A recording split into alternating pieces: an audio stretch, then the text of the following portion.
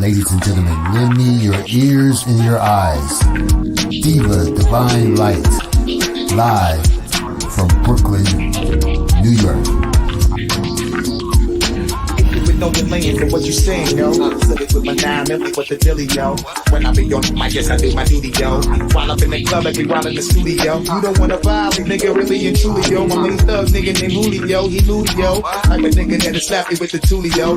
Bitch, nigga scared to death, act fruity, yo. Fuck that, nigga, shorty, she a little cutie, yo. The way you shake it, nigga, wanna get all in the booty, yo. With no delaying for what you saying, yo. Diva Divine Light. Really my heart to me. See what you got for me. Put more than hands with my eyes to see. Still $1 in a place to be. If you really my heart to me. See what you got for me. Put more than hands with my eyes to see. Still $1 in a place to be. If you. You're watching Diva, the Divine Light. A fun-loving, caring, passionate person who talks about sex, celebrity, and real-life issues, and even abuse. So hit that like button and make sure you share the show. Really my heart to me. See what you got for me. Put more than hands with my eyes to see. Still $1 in a place to be. If you really my heart to me. See what you got for me. Put more than hands with my eyes to see. Still $1 in a place to be. If you really my heart to me. See what you got for me. Put more than hands with my eyes to see. Still $1 in a place to be. If you really my heart to me. See what you got for me. Put more than hands with my eyes to see. Still $1 in a place to be. If you. Here comes the pitch, and it comes in wide. On the combo.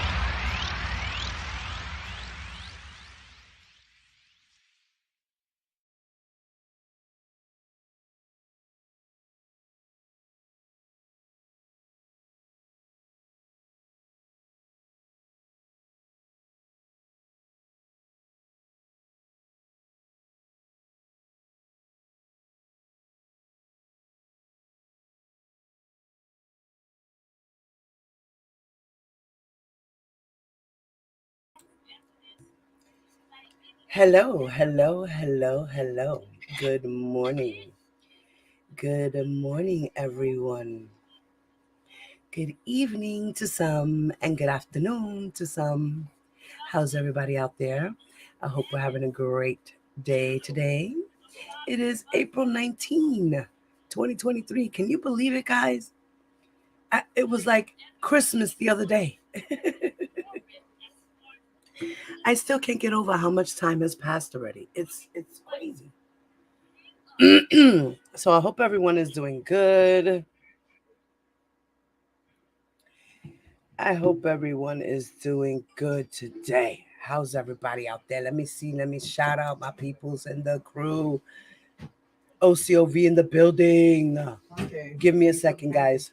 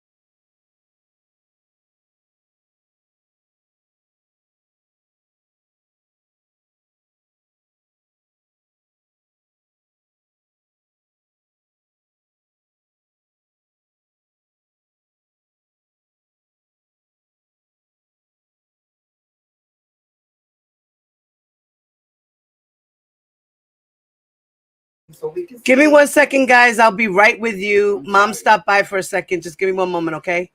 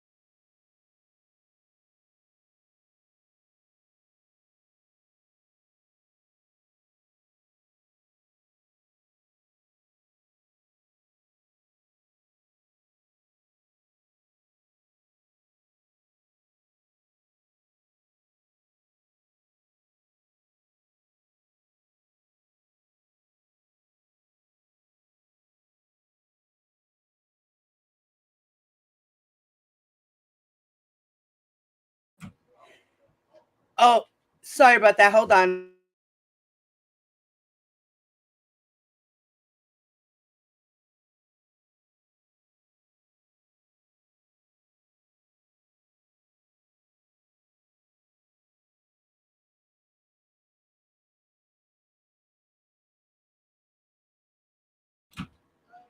Love you too, Mom. Yes, I'll see you later when I'm done. Yes, thank you. All right. Sorry, guys. Sorry about that. Mom came in. You know, I have to take care of family and things first. Priority first, and that's family first. Sorry about that. Good morning again, once again, everyone. All right. So let me say what's up to everybody in the building. Shorty Rara was the first one in the building. What's up, Shorty Rara? Purple Purple, what's up, lady? Mom Life, what's up, lady? A2L, what's up, mama? Candy, what's up, lady? Cherie. Cool Gamer, what's up, bro? How are you? Bev Davis, what's up, lady? Missy, how are you, mamita? Tombela, what's up, lady? How are you? Good morning. Charlotte, good morning. Good morning. Good morning. T-Bam, good morning, mama. Okay, I know a lot of you are at work listening. Hey, Queen, good morning. Candy, Truth Strong Warrior. What's up, baby? I missed you yesterday in the chat. I didn't even notice you jumped in. What's up, lady? See who else is in the building. Sonia, what's up, mama? What's up, Sonia? Just V, my freaka leak. What's up, mommy? Ty, my girl Ty. Hi, baby. Good morning. Kiss Cleo for me. I love her. Okay, so good morning, everyone. Good morning. So, Bonjean dropped the ball last night, this morning. I don't even know when the hell it was. And yesterday, I was live for about 3 hours, and we were going over the summation of basically what Bonjean is going to be arguing about, right?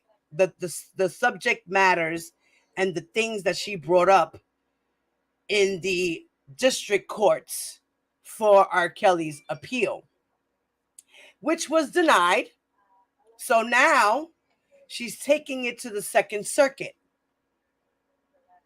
So the Second Circuit now is going to be judged by 3 or 5 judges, and they're going to make the decision on the appeal. They're going to read it, and they're either going to make a decision on it, or they're going to call the lawyers back to make their oral arguments, to hear them out face to face, because they got questions that they want answered. So that's basically that process. So they're either going to make the decision without having the lawyers come up front to the judge. They're either going to deny it, or they're going to grant it, or they're going to ask for oral arguments for them to come back, and they're going to talk about it. And hopefully, if they do the oral arguments, hopefully we'll be able to get a recording of it. And that's public. I can play that. That's not secret. It is for the public, unless they seal it and we can't see it. You know what I mean? So if not, then maybe we can get the transcripts for it. Let's see what happens. All right. So I just want to let you guys know about that as well. So if we have to get transcripts, hopefully we can get together. You know, my team, we always do this shit and we do it right. And we get those transcripts that we need when we want them. And that's thanks to you guys. God bless all of you guys for teaming up and doing that. Okay, we do that. We do that. So yesterday, I gave you guys just the gist of it. Now today, what I'm going to read is her argument. I'm not going to read all the other stuff because we basically went through that. What we are going to go through is her argument. So her arguments are something that are new in there and some things that we've already heard. But this is her summation of her argument. This is why she's fighting. And these are the things that she's fighting for. And these are the things that she sees that went wrong at trial, at pre-trial, and also with certain motions and evidence and things of this nature, testimonies. And she's complaining about the lawyers. So, hey, daughter of the Most High, how are you, sis? Good morning. Let's meet. What's up, mama? All right, so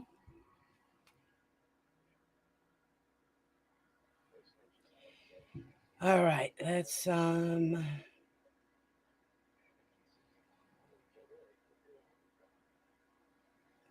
thank you, shorty mama. Yeah, my mom is so cute. Yesterday she dropped me a super thanks. She did. She came back to my video and she dropped me a super thanks. You guys who watch the replay, there is a super thanks. So you see how Shorty just put a super sticker in the chat? It's kind of like you guys are doing the same thing, but you're doing it on the replay, which is really cool. I think that's a cool button there. And it's on the row where you have the like, the dislike, the live chat, the share button, then you have the report, then you have the clip and the save. Now in between, and then you have, I think, download. So in between the download or next to the download, you'll see a heart. And it'll have a $sign in the middle of the heart. That is another way of supporting the channel. By hitting that, you donate like you donate to the super chat. It's the same kind of thing, but it's after you watch the video, you can still donate while you're watching the super chat and things like that. So I think it's really cool, guys. So if you guys get a chance and you appreciate the content and you want to donate to the channel, you can always hit the super chat, the super thanks, once the video is done and you're watching the replay. So enough of that. Shout out to everybody. OCOV in the building. What's up, cat mama? What's up, baby? What's up? What's up? All right. And guys, don't forget to hit that like button, okay? All right. So I'm going to present to you guys a quick little video from Leak You. That's the name of the channel, Leak You. Thank you, Purple. Okay, now this video is just a short little quick video, and it's going to tell you how to write an appellate brief. Okay, so before we get into it, we're going to learn the proper way. It's only a 3-minute video. All right, we're going to learn what it takes to write an appellate brief. Okay. The opportunity to appeal an unfavorable court decision is a golden one. And let me know if you guys can hear it. Please put a 1 in the chat. Is literally nothing without an appellate brief to go with it, because failure to provide one will lead to the appeal being dismissed. The opportunity to appeal an unfavorable court decision is a golden one, and it cannot be wasted. An appeal is literally nothing without an appellate brief to go with it, because failure to provide one will lead to the appeal being dismissed. A brief is a document presented to the court arguing why one side should win and not the other. In the case of an appellate brief, it should argue why a decision either should or shouldn't be overturned. Knowing how to craft an appellate brief and what content to provide within it is crucial to your case. The brief should contain, in an organized manner, a concise statement of the case and facts, a summary of the argument, a standard of review, and of course, your argument for why the original decision in the case should be overturned or upheld. But let's break down the appellate brief into its parts. The first thing after your cover page is a table of contents and the table of authorities, which is probably best to complete after the rest of the brief is finished. The contents table should contain a breakdown of the brief sections and which page number to find each one on. The authorities table is a list of any previous cases or legal authorities cited in the brief, indicating on which pages the cases can be found. Next should come your statement of the case and facts. This is a breakdown of the relevant history of the original proceedings, along with the material facts pertaining to the issue or issues at hand. Appeals cases are often won or lost on the facts presented, so make them as thorough, accurate, and compelling as possible, without being too argumentative. If certain important facts are disputed, say so. Next, you should include a statement of the standard of review for each issue. You can do this all in one section or separate each issue into their own sections. The proper standard of review can be complicated. Even attorneys get that wrong all the time. Your best bet is to find an appellate decision that talks about an issue such as yours, which you will need to have for your argument section anyway. There is a Legal U video on how to find cases. Look for where the court says what standard of review they are using. It might be a strange word like de novo or abuse of discretion. A quick call to Legal U can help make sure you use the right one. After this comes the heart of the brief, the argument. Part analysis, part logical exercise, and part presentation. The argument should focus on your strongest points, and each point should be broken down into its own heading with subheadings that support the main point. You'll want to finish up naturally with a conclusion that tells the appellate judges what you would like them to do if they agree with you, such as reverse the trial court judgment. In Florida, you are also required to certify what font you used for your brief, typically 14-point Times New Roman. Also, in Florida, your first brief is limited to 50 pages. Not that you have to use that much or even want to. It's all right to keep your briefs brief.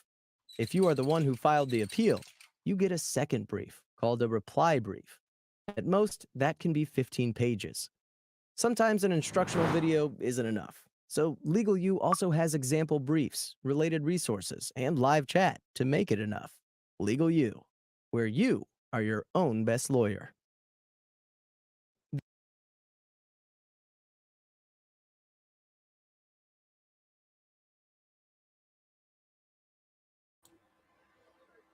So guys, so that is the way a brief should be handled. So the most important part is the argument and the conclusion. So that's what we're going to do today. We're going to read the argument and the conclusion. All right. I see. Rocking with the truth. Good morning, ladies. Good morning. Hey.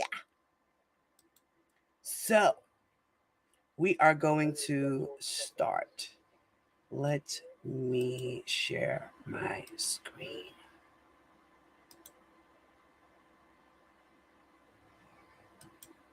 Okay.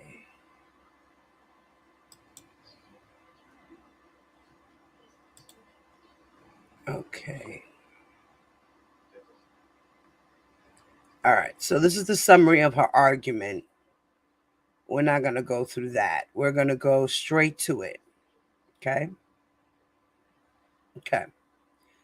So her argument starts on page 26. Okay. Her first argument. Now, we went over this yesterday, but now she's going to put into her words of her argument. Because what I read yesterday was the government's response to Bonjean's motions that she had put in for the appeals. That's what we read yesterday, the government's response. That's what I was going through with you guys. So her first argument is that the government failed to prove defendant guilty of racketeering, right? Where the record is devoid of evidence of an enterprise comprised of members who shared a common illegal or fraudulent purpose, and where the defendant and the alleged enterprise were indistinct. Okay, so that's her first argument. She comes out to say, ignoring the distinctly economic legislative history of the RICO statute, the government brought a RICO prosecution against defendant, not to remedy widespread criminal activity of an enterprise, but to punish one man whose alleged crimes could no longer be prosecuted by state and local agencies. Under the guise of the liberal construction clause, the government manufactured an ill-fitting RICO theory that was unsupported by the evidence. To be sure, prosecutors have used RICO in a wide variety of circumstances, but the liberal Constitution clause is not an invitation to apply RICO to new purpose that Congress never intended. And then she cites a case law. In its rush to indict public enemy number one of the #MeToo movement, the government stretched the statute beyond its limits, applying it under circumstances leagues removed from the statute's purpose. So accordingly, when the time came to prove its RICO charge, the government failed at the fundamental task of establishing an enterprise.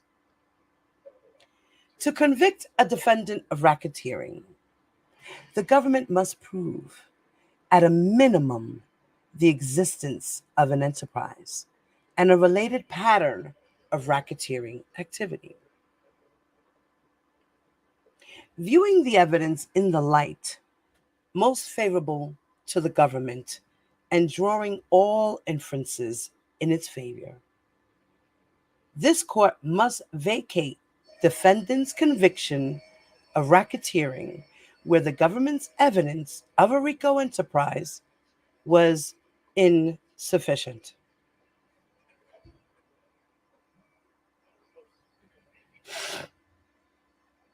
And then she goes to explain the general legal principles about an enterprise, right?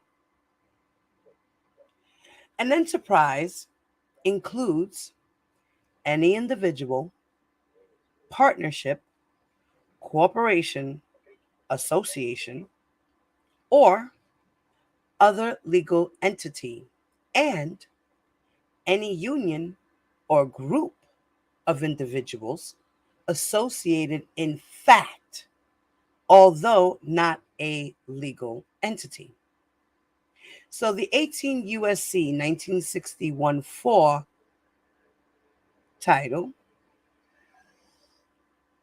states that the United States Supreme Court has defined a RICO enterprise as a group of persons associated together for a common purpose of engaging in a course of conduct. An enterprise is demonstrated by evidence of an ongoing organization, formal or informal, and by evidence that the various associates function as a continuing unit. Now, remember, we went over that yesterday. The government explained that's what the RICO is, and that's what he was charged for, and that's what it was, and that they did prove evidence of that, right? Then it goes on to say, for an association of individuals to constitute an enterprise, the individuals must share a common purpose to engage in a particular fraudulent course of conduct and work together to achieve such purposes. All right, now, guys, real quick, what was, as far as you guys know, you guys listening to the transcripts and being there at court without being there at court and listening to everything that was presented to you, what was the common purpose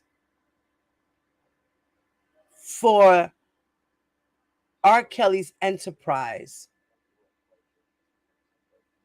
to engage in fraud conduct and work together to achieve such purposes, to engage in crimes, right? Their purpose was what? The purpose was to satisfy Rkelly's needs. They were there to do his aiding and abetting, right?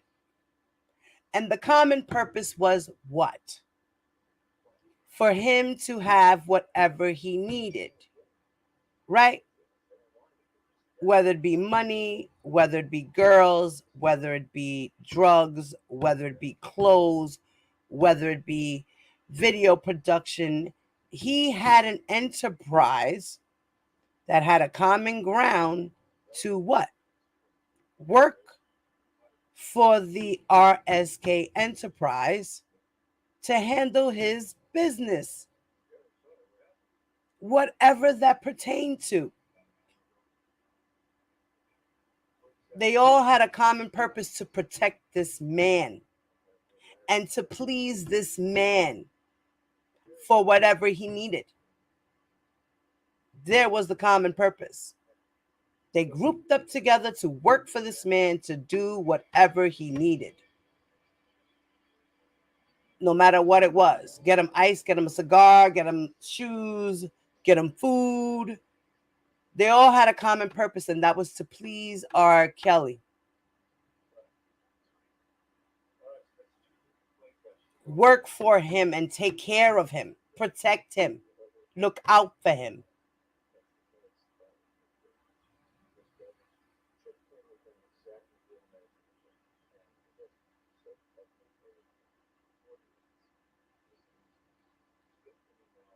Now, the enterprise's purpose, this is what she says, that the enterprise's purpose must be common to all of its members. And in my eyes, I think it was, according to what I saw. The enterprise is neither the individual defendant nor the pattern of racketeering activity. Rather, it is an entity separate and apart from the pattern of activity in which it engaged. Really? And must be alleged and proved separately. However, there must be a nexus between the enterprise and the racketeering activity that is being conducted. Against this legal backdrop and taking the evidence in the light most favorable to the government failed to prove a RICO enterprise. Assuming arguendo, the government's evidence was sufficient to establish that the defendant committed various sex offenses between 1994 and 2018. Its evidence did not show that those offenses were committed as part of an enterprise. Specifically, the government's failure to demonstrate a fraudulent or illegal common purpose of the enterprise distinct from the defendant or his racketeering activities was fatal to its RICO theory, notwithstanding the jury's verdict.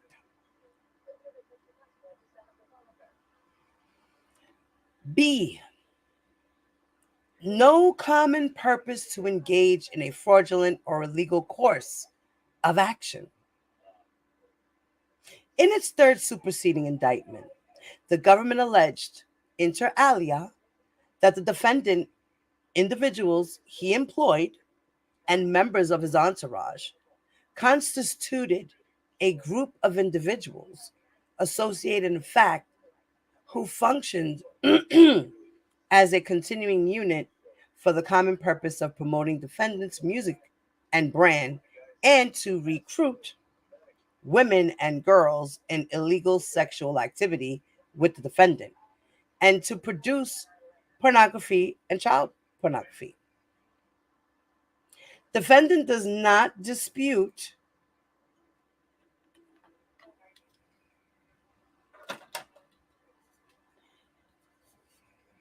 defendant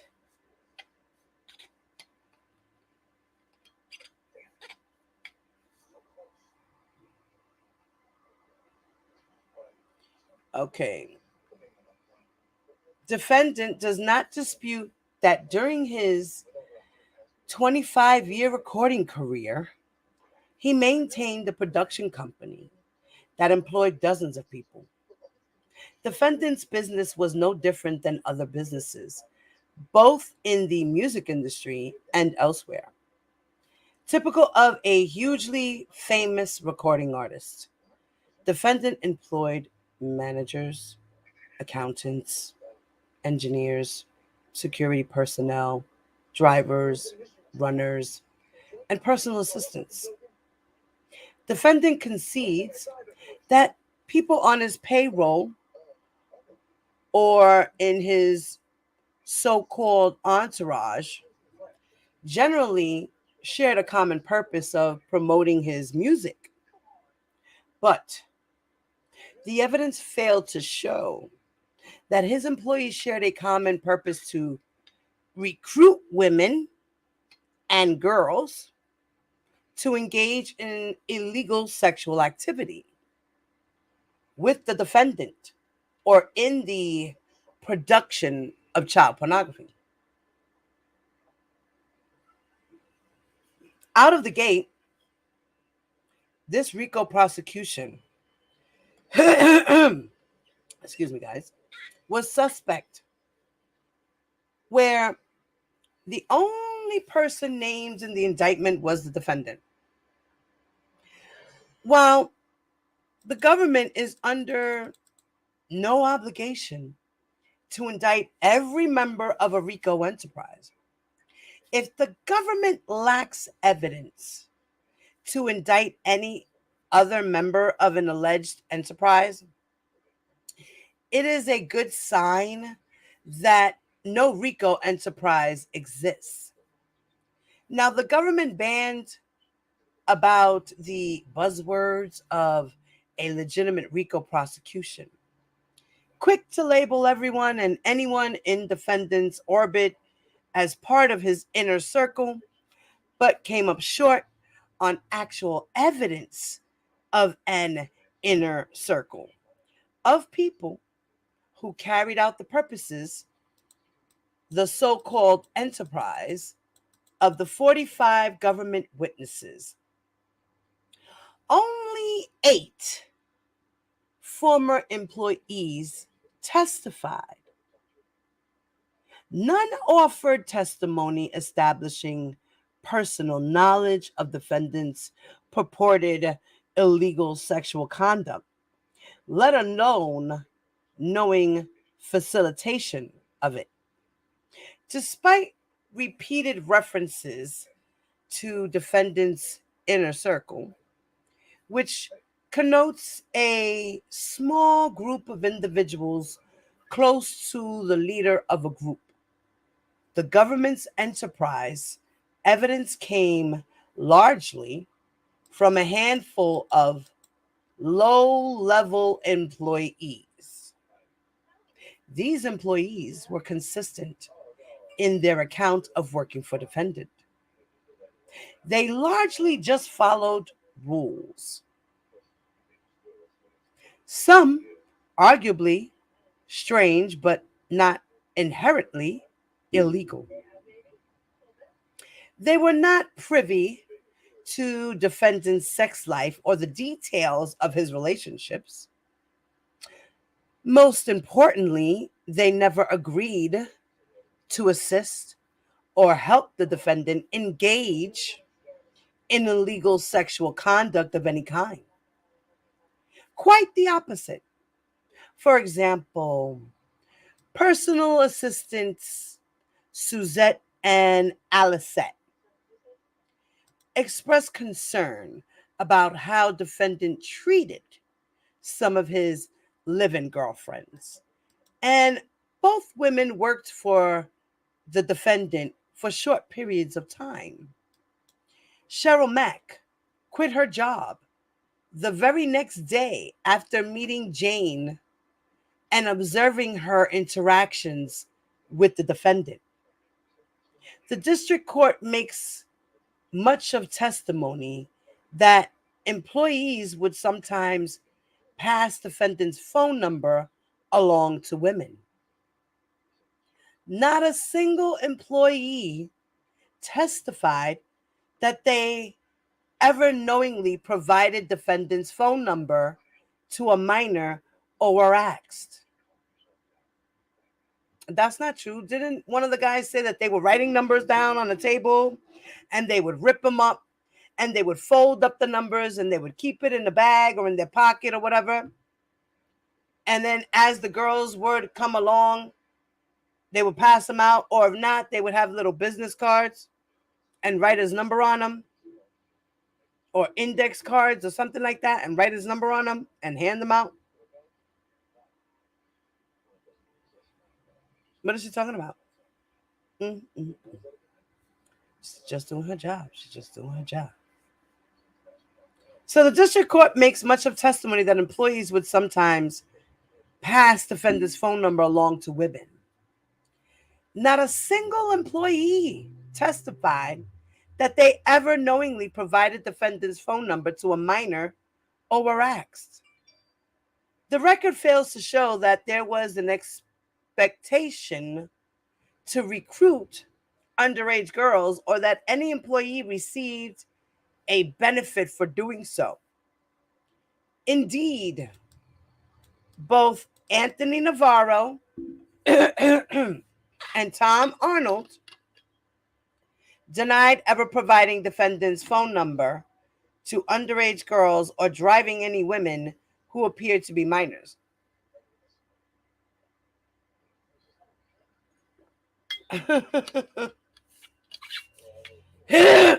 But Tom Arnold or Anthony Navarro, I don't remember which one, knew Geronta Pace.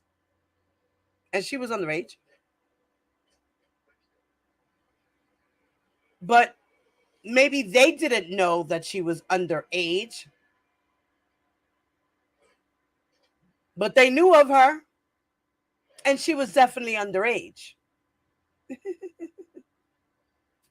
They were doing his aiding and abetting. They were just doing what they were told. They were employees. They didn't have to know all his business. They were just aiding and abetting, doing what they were told, getting paid. In fact, the government's evidence reveals that employees were prohibited from interacting with defendant's girlfriends or talking about his relationship with them. As I just said, they didn't know that stuff. That's not their business. But they could kind of figure it out. Oh, well, I guess he might be having sex with her tonight. I mean, really? One can always just assume that that's what Rkelly had these girls for. Really? Really? Nobody's stupid. Hello.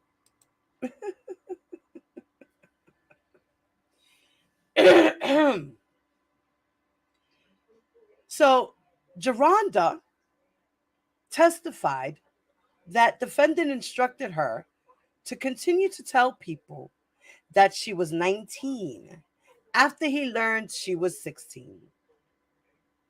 Now, in short, the record is devoid of evidence that the members of the enterprise acted with the common objective of ensuring that defendant engaged in illegal sexual activity.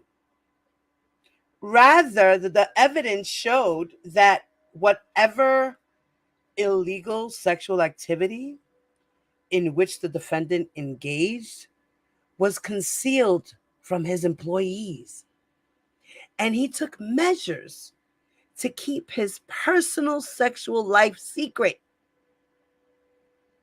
that some employees witnessed concerning or odd conduct by the defendant is not the same as sharing a common purpose to promote his illegal sexual conduct.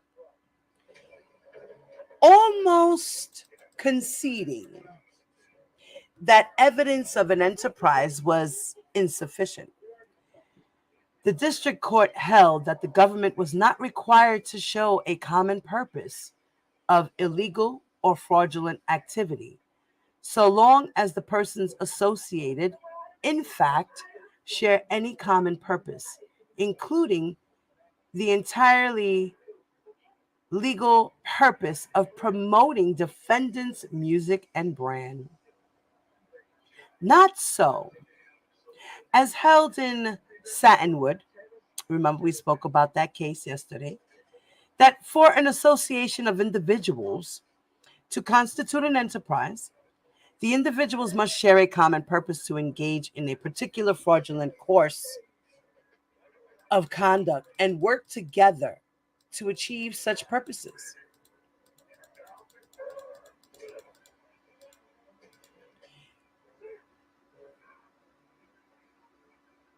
Now, she cited a bunch of laws and then states this about these laws.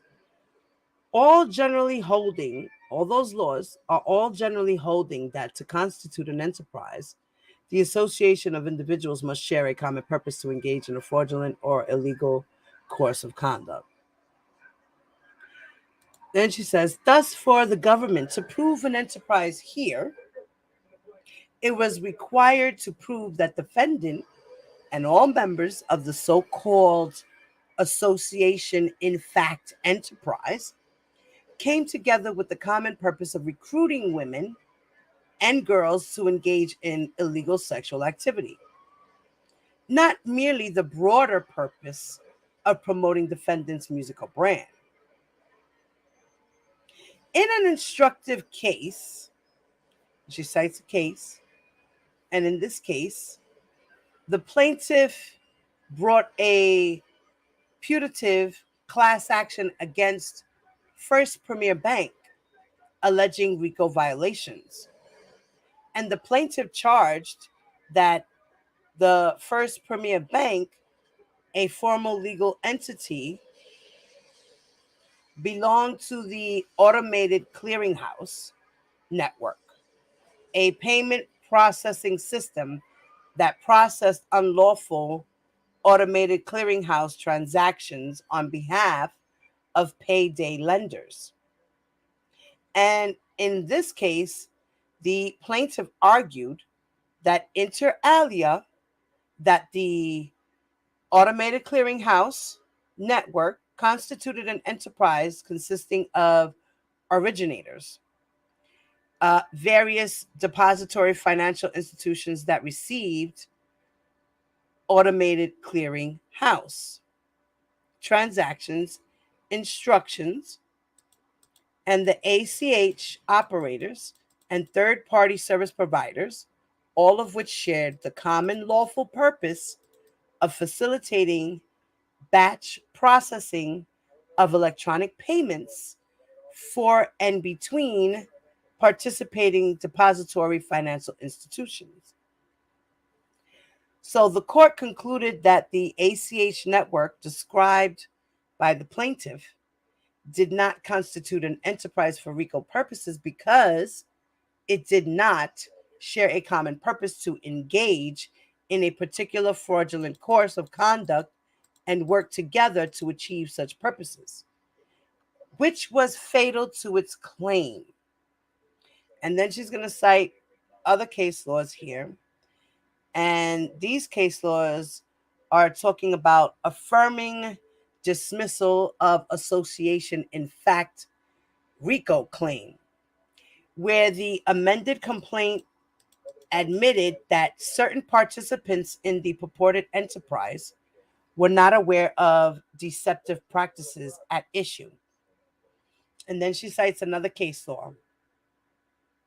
And here it talks about how critically the Moss court expressly rejected the plaintiff's enterprise theory, finding it implausible that all of the institutions that allegedly made up the enterprise possessed the unlawful intent required to transform that cooperative into an association, in fact, enterprise for RICO purposes.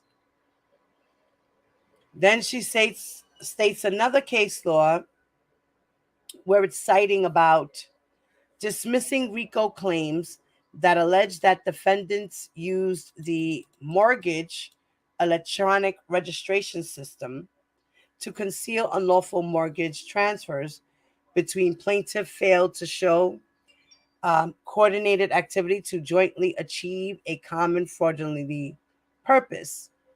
And the Moss court observed that at best, the defendant used a legitimate network to advance its own illegitimate business interests, and that the alleged illicit ACH transaction did not render the ACH network a RICO enterprise absent a common purpose among the other network participants to violate the RICO. Now, the Moss court's logic applies with full force here. The government's evidence showed, at best, that defendant used his role within his legitimate music-driven collective to participate in private sexual misconduct. Now, as in Moss, defendant's use of his otherwise legitimate music business to advance his allegedly illegitimate sexual needs does not render defendant's business organization a RICO enterprise, absent a common purpose among his associates to violate RICO.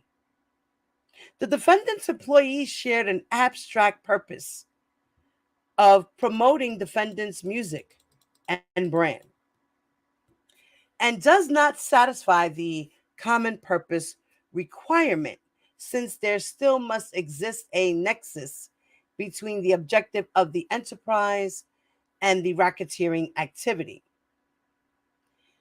Indelicato, it is plain that for establishment of a RICO violation, there must also be some kind of relationship between the acts and the enterprise. For each of these substantive RICO subsections prohibits a specific type of interplay between a pattern of racketeering activity and the enterprise. And then she says, cites another case law. And under this case law, it's speaking that holding that an abstract common purpose, such as a generally shared interest in making money, will not suffice to establish an enterprise. Rather, where the participants' ultimate purpose is to make money for themselves.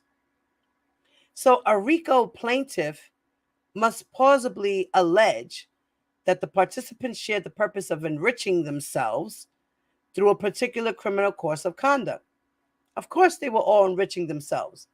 They were enriching themselves to help Rkelly get the girls and get whatever else he needed, his Valtrex and his phone calls and his messages, and book his flights and book the hotels. They were giving him what he wanted, and they were getting paid to do it. And they all had a common purpose, which was to get paid and help Rkelly with whatever he wanted. It didn't matter what it was. I see that as a common purpose. So, rather, where the participants' ultimate purpose is to make money for themselves, a RICO plaintiff must plausibly allege that the participants shared the purpose of enriching themselves through a particular criminal course of conduct. And then she cites the law with Ray versus Spirit Airlines, that observing that the common purpose of making money would not be sufficient to find an association, in fact, enterprise between Spirit Airlines and outside vendors who merely provided anodone service. And then she cites another case law here. And she says that in its order, the district court claims that Satinwood is at odds with Turk, because Turkett mentions nothing about a fraudulent course of conduct, holding only that the individuals in an enterprise must share a common purpose to engage in a course of conduct.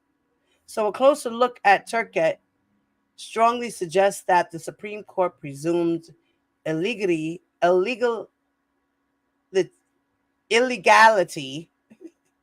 the Supreme Court presumed illegality in the course of conduct to which it referred. The question presented to the court in Turkett did not involve a deep dive into the course of conduct language, but addressed whether an enterprise encompasses both legitimate and illegitimate enterprises, or is limited in application to the former Turkett case. And the court rejected the argument that an entirely illegal organization was outside the purview of the RICO statute or inconsistent with the statute's purpose. So the court wrote that, on the contrary, these statements of purpose are in full accord with the proposition that RICO is equally applicable to a criminal enterprise that has no legitimate dimension or has yet to acquire one. So during its discussion, the Turkett assumed a RICO enterprise would have some criminal objective. The court compared those associations, in fact, that were entirely criminal in nature with those that were a mixed bag of criminality and legitimacy. Turkett never suggested that an enterprise could be established by individuals engaging in a course of conduct with an entirely legal purpose that was unrelated to the alleged racketeering acts of one person in the enterprise. So the RICO statute was never intended to remedy criminal conduct of individuals who carried out their misdeeds through the use of routine services by their unwitting personal assistants. Under the government and the district court's logic, an entirely rogue actor working in an otherwise entirely legal organization could be prosecuted under RICO for merely duping his assistants or associates into facilitating his misdeeds with mundane tasks. One could think of countless duties, acts of an unwitting personal assistant, such as making hotel reservations, calling an Uber, throwing out a bag of garbage, or delivering a message that could facilitate a crime perpetrated by an individual working in the context of a business. That does not a RICO enterprise make. In other words, she said that does not make an RICO enterprise. B, the defendant and the enterprise are not distinct.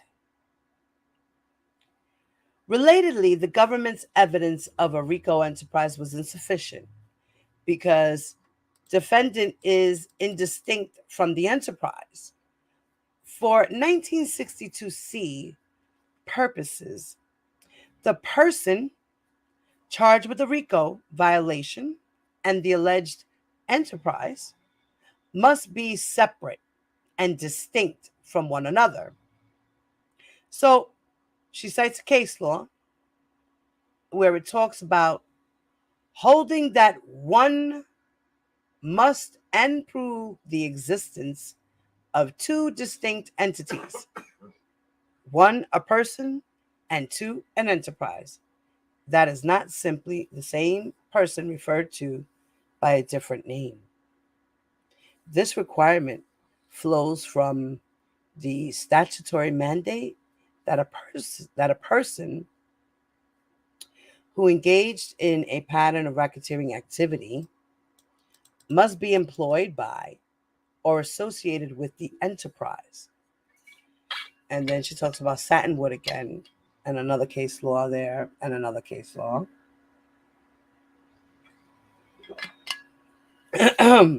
Excuse me.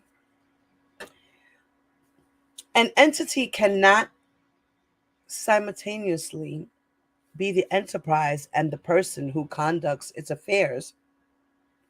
Permitting that would be tantamount to permitting an entity to associate with itself. And she talks about some more case laws here. And then she says that if, as the government claims, the objective of the enterprise was to promote the defendant and meet his personal needs, including his sexual activities, legal or not, the enterprise had no function unrelated to the defendant. They are one in the same. That the government did not, and seemingly could not, indict a single other member of the enterprise under a RICO theory. Reflects the absence of an enterprise distinct from defendant. Since this RICO prosecution is the first of its kind, and likely the last of its kind, this court must look to civil RICO cases for guidance. In Riverwood's Supra, the plaintiff claimed that through acts of extortion and mail fraud, the defendant Marine Midland Bank coerced Riverwoods to reconstructure loan agreements between Riverwoods and Westchester Federal Savings, later acquired by Marine Midland. Now, Riverwoods purchased the property in Newcastle, New York, to develop residential condominiums and obtained the loan from Westchester Federal Savings for that purpose. Now, Marine Midland later acquired Westchester Federal Savings and inherited the loan agreement. So, according to Riverwoods, shortly after the acquisition, Marine Midland officers communicated an intent to dishonor the loan agreement and engaged in extortive behavior to force Riverwoods to enter into a new loan agreement with terms more favorable to Marine Midland. Now, in its complaint, Riverwoods alleged, inter alia, that through a pattern of racketeering activity, Marine Midland and two of its loan officers participated in the affairs of an association, in fact, enterprise known as the Restructuring Group, in violation of 18 U.S.C. 1962C. The Second Circuit reiterated that under the plain language of the statute, the RICO person must conduct the affairs of the RICO enterprise through a pattern of racketeering, and that the person and the enterprise referred to must be distinct. So the court emphasized that a corporate entity may not be both the RICO person and the RICO enterprise.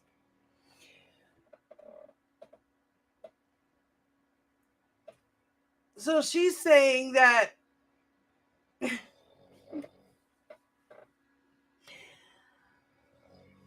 under this,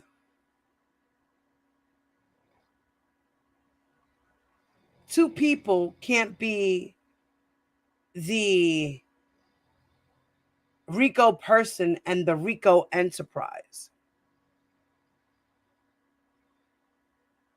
That a corporate entity may not be both the RICO person and the RICO enterprise. What? Acknowledging that the distinctness requirement could be satisfied where there is partial overlap between the RICO person and the RICO enterprise, and that a RICO defendant may be a RICO person and one of a number of members of the RICO enterprise. So she cites another case, and she says that, however, by alleging a RICO enterprise that consists merely of a corporate defendant associated with its own employees or agents carrying on the regular affairs of the defendant, the distinctness requirement may not be circumvented. So the Riverwoods court observed that because a corporation can only function through its employees and agents, any act of the corporation can be viewed as an act of such an enterprise. And the enterprise is in reality no more than the defendant itself. Now she cites another case law, and she says, where employees of a corporation a pattern of predicate acts in the course of their employment and on behalf of the corporation. The employees in association with the corporation do not form an enterprise distinct from the corporation. He's the sole proprietor of the corporation, and he has employees who work under him, including his managers and his accountants and his assistants. They are distinct.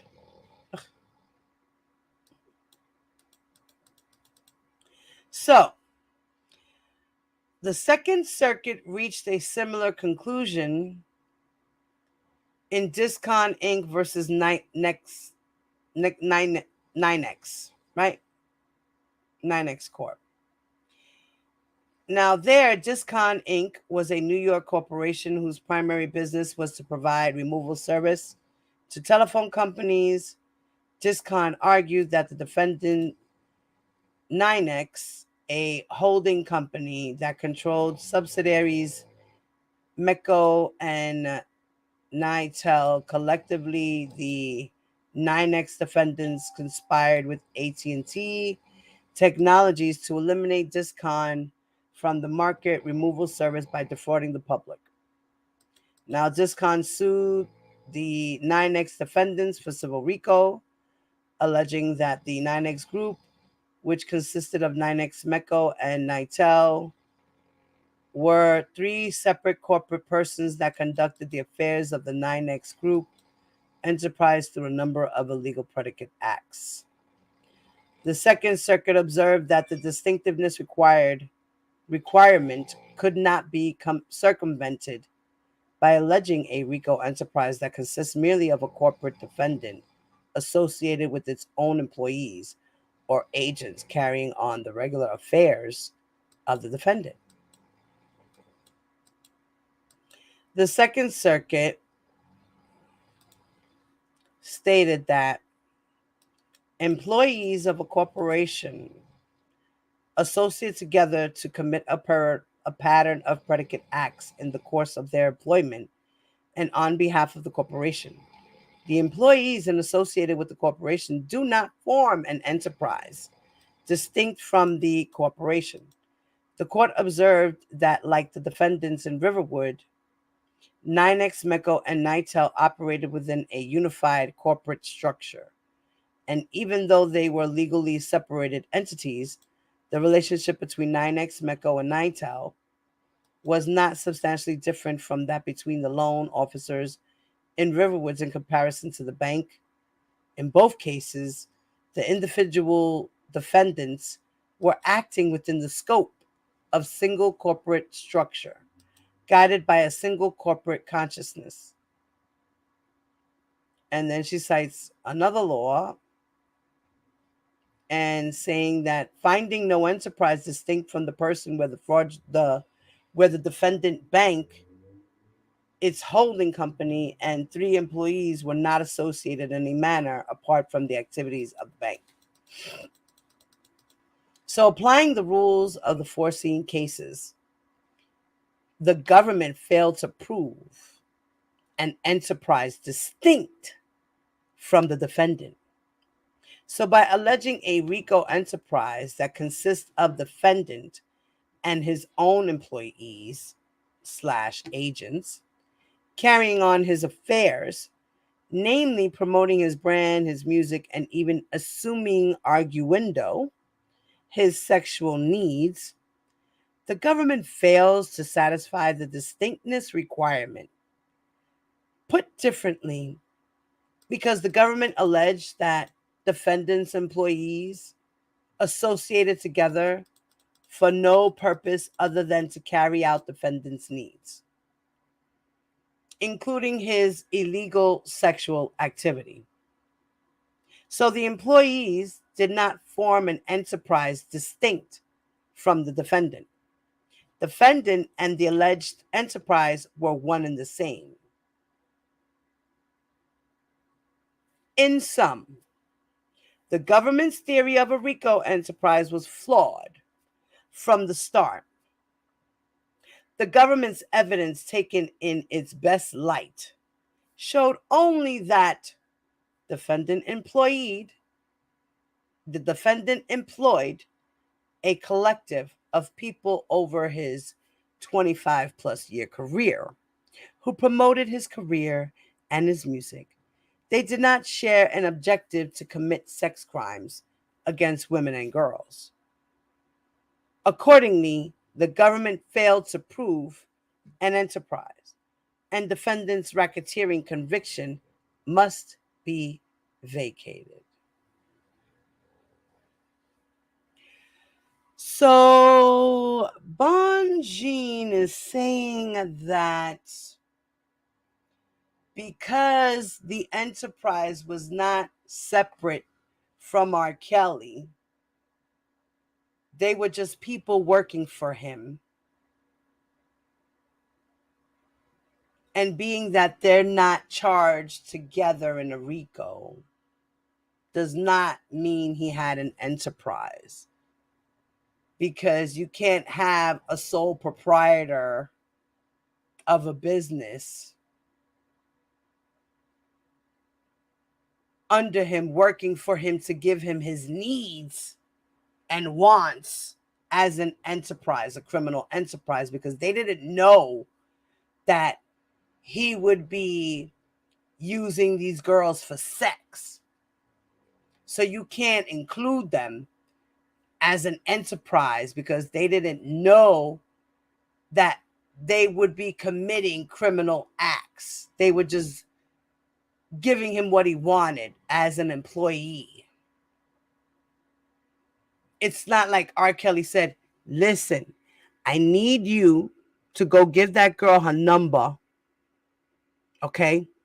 And the reason why I want you to give her that number is because I want to fuck her. And then I'm going to pee on her, all right? And then after that, I'm going to beat her ass. And then you're going to stand there with the camera and you're going to record everything I do, okay? So this is just an example of what she's trying to say Rkelly was not doing. He was just simply telling people, here, give that one my number. They were just doing what they were told. And because they were employed by him, they were working for money to make for themselves. And that doesn't make them part of an enterprise, a criminal enterprise. This is more an enterprise of promoting his music. So that is what her basic overall argument is when it comes to not proving a RICO enterprise.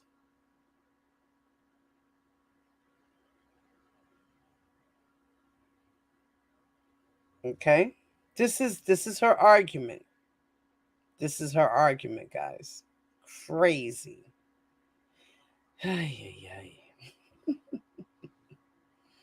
Well,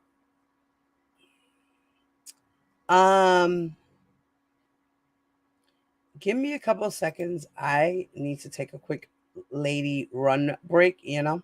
I got to go to the ladies' room. So give me a second, guys.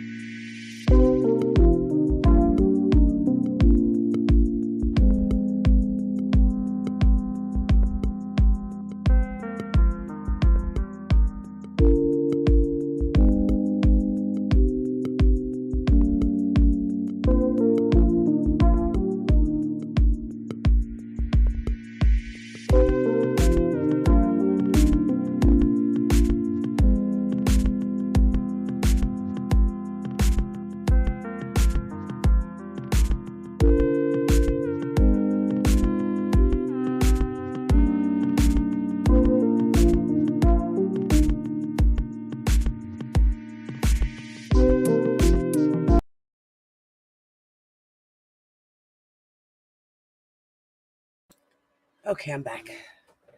Sorry about that, guys. All right. So let's see what you guys said. Mhm. Hey, SK, what's up, mama? Hey, Nexie. Hey, Tasha. Good morning, ladies. Nexie says, instead of all that BS, why don't she find another trafficking case with a RICO charge that got the charges overturned? She's using civil cases. She said that she was using civil cases because that's all she could find. She did mention that a few paragraphs above. That's exactly what he said to them. Watch the video of his "It's Too Late."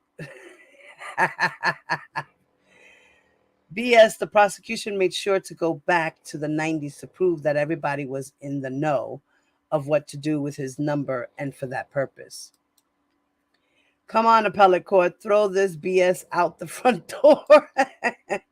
That is exactly what he's doing next.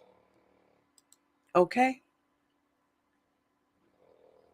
That's exactly what he's doing. So let's continue.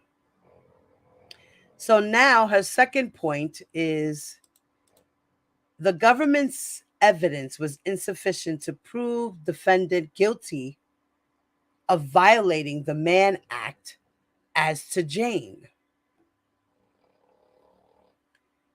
Defendant was convicted of violating the Mann Act in connection with his sexual contact with Jane during 2 separate trips to California in 2015. In its superseding indictment, the government charged the defendant violated the Mann Act pursuant to 18 U.S.C. 2421A when he arranged travel for Jane to California, first in around April, May of 2015, and again in September, October of 2015, with the intent of exposing her to herpes, which is Racketeering Acts 8A, 9A, and Count 2. Alternatively, the government charged that defendant violated the Mann Act pursuant to 18 U.S.C. 2422 when he induced Jane to travel to California for the purpose of exposing her to herpes, which is Racketeering Acts 8B. The government also charged the defendant violating the Mann Act when he enticed Jane, a minor, to travel to California in September and October of 2015 for the purpose of violating California Penal Law, sections 261.5A and 261.5B, Racketeering Acts 9A and 9D, and counts 3 and 4. Now, in this, there was insufficient evidence of intent. So this is what she's arguing about, that there was insufficient evidence of the intent. She says that because defendant's motivating purpose in arranging travel for Jane to accompany him on tour in California on both occasions had absolutely to do with exposing her to herpes, the government failed to prove 2421A, which is the violations of the Mann Act. Similarly, defendant had no intent to induce or coerce Jane to travel to California to expose her to herpes as required by 2422A. Thus, Racketeering Acts 8A, 8B, 9A, and Count 2 must be vacated. So she wants to throw those counts out. Now, Section 2421A provides that whoever knowingly transports any individual in interstate or foreign commerce or in any territory or possession of the United States with intent that such individual engages in prostitution or any sexual activity for which any person can be charged with a criminal offense, or attempts to do so, shall be fined under this title or imprisoned not more than 10 years or both. So the government's superseding indictment, Racketeering Acts 8A and 9A and Count 2, charged that the sexual activity for which defendant could be charged was a violation of California Health and Safety Code 120290, which prohibits a defendant from willfully exposing someone to a contagious, infectious, or communicable disease. Now, seemingly in this circuit, like others, to establish intent for 2421A purposes, the government must prove that a significant or motivating purpose behind the travel was to engage the individual in the charged illegal sexual activity. Then she cites the case laws. And in these case laws, they talk about holding that an intent must be the dominant motive of such interstate movement. The illegal sexual activity must have not been merely incidental to the trip.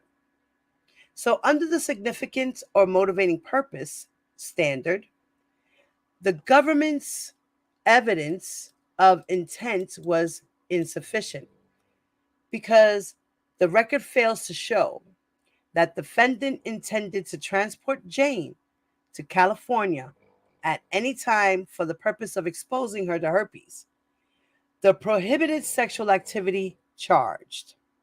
So the government and the district court agree that the purpose of the travel was not to expose Jane to herpes, but argue that the motivating purpose in bringing Jane to California was to have sex, and that because those sexual activities could have resulted in defendant being charged for violating the California Health Code for failing to disclose his herpes diagnosis. So the government's proofs were adequate. This logic is gravely flawed as it reads the intent element entirely out of the statute. 2421A, violation of the Mann Act, punishes travel plus intent to commit a prohibited sexual activity. Now, in this case, that prohibited sexual activity is a violation of the California public health laws. The act is not so broad as to punish travel plus a violation of a state law that results after the fact. Now, indeed, the United States Supreme Court held long ago in Mortensen versus the United States. And in that case, states that the intent must be found to exist before the conclusion of the interstate journey. And then she cites another case law where it talks about that the crime begins in the state where the defendant set out with the intent to cross the state line and commit the crime. Then she cites another case law with the United States versus Griffith, and also quoting another state law, Caminetti versus the United States, states that the purpose of the Mann Act was to punish the movement in interstate commerce of women and girls with a view to the accomplishment of the unlawful purposes prohibited.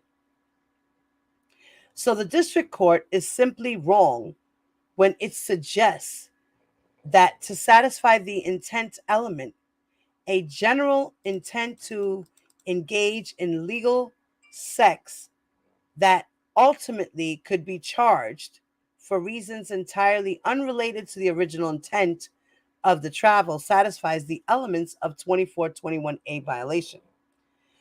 So consider the hypothetical where a man arranges to have his adult Pamar travel to another state for sexual purposes. But once there, she declines his sexual advances and he sexually assaults her. So, under the district court's logic, this would constitute a Mann Act violation, which is decidedly this would constitute a Mann Act violation, which it decidedly is not. It surely would constitute a crime under California law, but not a Mann Act violation. The Mann Act was never intended to be a tool to punish violations of state law, particularly violations of public health laws. The United States Supreme Court has warned courts to refrain from attributing to Congress an exercise of power to displace states in their traditional role of enforcing state criminal laws. Then she cites another case law, States versus Lopez, that with that establishment, the government simply did not prove that when defendant arranged for Jane to travel to California in either April 2015 or September 2015, he did so with a motivating purpose to expose her to herpes in violation of a California health code. Similarly, defendant did not, as a matter of law, violate 2422A, where even if he induced Jane to travel to California in April of 2015, he didn't, as argued, infra. It was not with the intent or purpose to expose her to herpes. The government's proof as to Racketeering Act 9D, Count 4, suffer from the same illogic. Although, admittedly, at first blush, it appears to be a closer call. The government alleged that defendant transported Jane to California in September and October of 2015 to engage in prohibited sexual activity, namely violations of California Penal Law Section 261.5A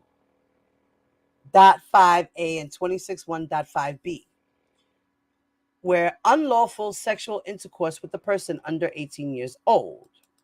While defendant's sexual activities with Jane in California arguably could have been charged under California law, the fact remains that defendant's motivating purpose in bringing Jane to California on tour was not to violate the California Penal Code prohibiting sexual activity with individuals under the age of 18.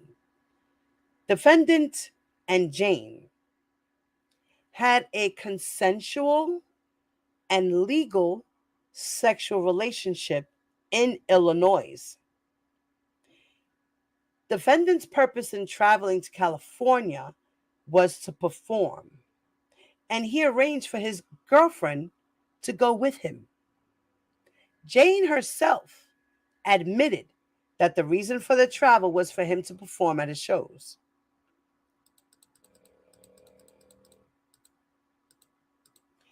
The Volume 2 of 7, SA 553, this is the Special Appendix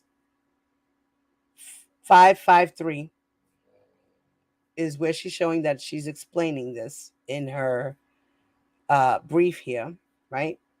In Volume 2 of 7, she speaks about that defendant had his girlfriend with whom he was engaged in a consensual sexual relationship in Chicago, because remember, 17 is legal consenting age in Chicago. So that's why she's saying this. So the defendant had his girlfriend with whom he was engaged in a consensual sexual relationship in Chicago accompany him does not reflect an intent to violate the prohibited sexual activity defined by California state law. So if defendant had sexual relations with Jane in California in September and October, it was purely incidental to the purpose of the trip. Indeed, if defendant had not brought Jane with him, he likely and perhaps did bring one of his other live-in girlfriends on the trip as his companion. Sex was likely assumed irrespective of who defendant brought on his travels, which underscores that it was merely incidental to his travels, rather a motivating and significant purpose of it. At bottom, no nexus exists between the transportation of Jane and the alleged illegal sexual activity charged as to any of the charged Mann Act violations. So she's saying here that being that Azriel Jane was in Chicago when he invited her to California in September and October, they were boyfriend and girlfriend, and he just merely asked her to go travel to see his show. And if they happen to have sex, then they happen to have sex. And if she happened to get an outbreak, then she happened to get an outbreak. But they were boyfriend and girlfriend before they went to California. So it shouldn't be illegal travel because in Chicago, she's of legal consenting age. And he just simply asked her to travel to go there. There was no intent to give her herpes. So this is her argument, guys.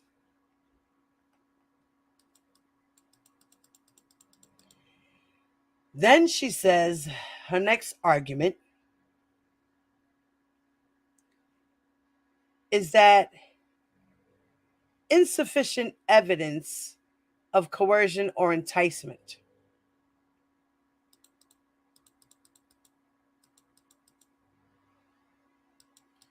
Separately, the government failed to prove a Mann Act violation pursuant to 18 U.S.C. 2422A, where insufficient evidence exists to show that defendant knowingly persuaded, induced, enticed, or coerced Jane to travel to California in April 2015 or September of 2015.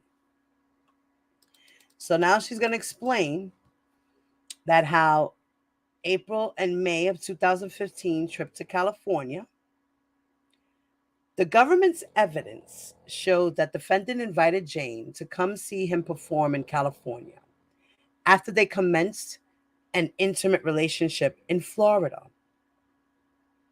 There was no inducement or enticement on the part of the defendant.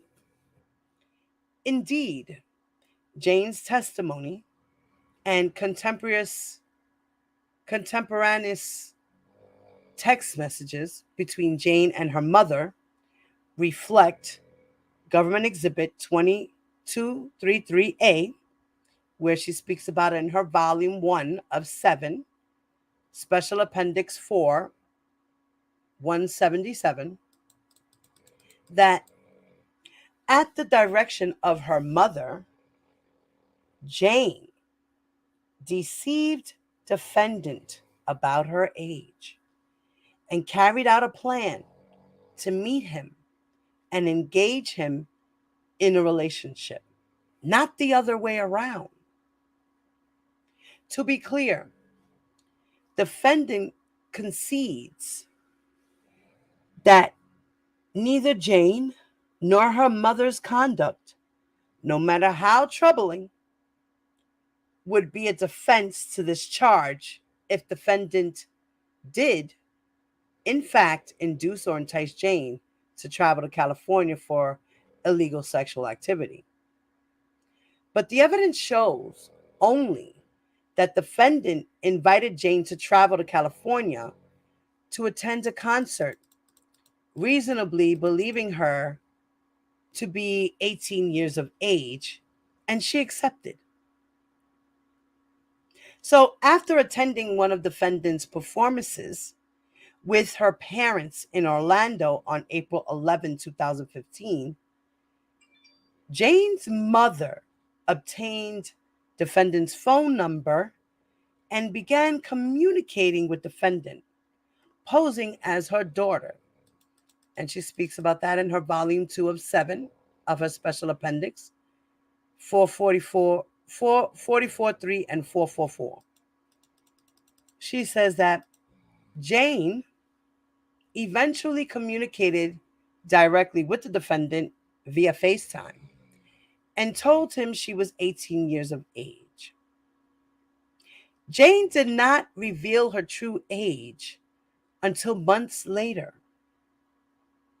So on April 20th of 2015, Jane's mother, still pretending to be Jane, arranged for Jane to meet defendant, ostensibly to audition for the defendant.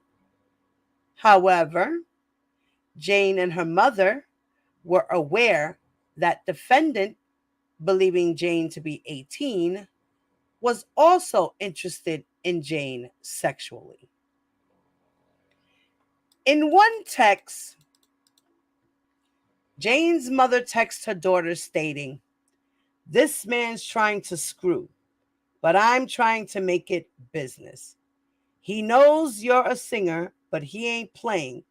He wants to fuck tonight." Despite that Jane and her mother were on notice that defendant was interested in Jane sexually, Jane's mother encouraged Jane to entice the defendant. "Be prepared to sing 3 songs. He said he will meet you and listen to your song. Please have your glasses off, hair to the side. Mama knows best. Pretty hurts. And third, your choice, don't yell.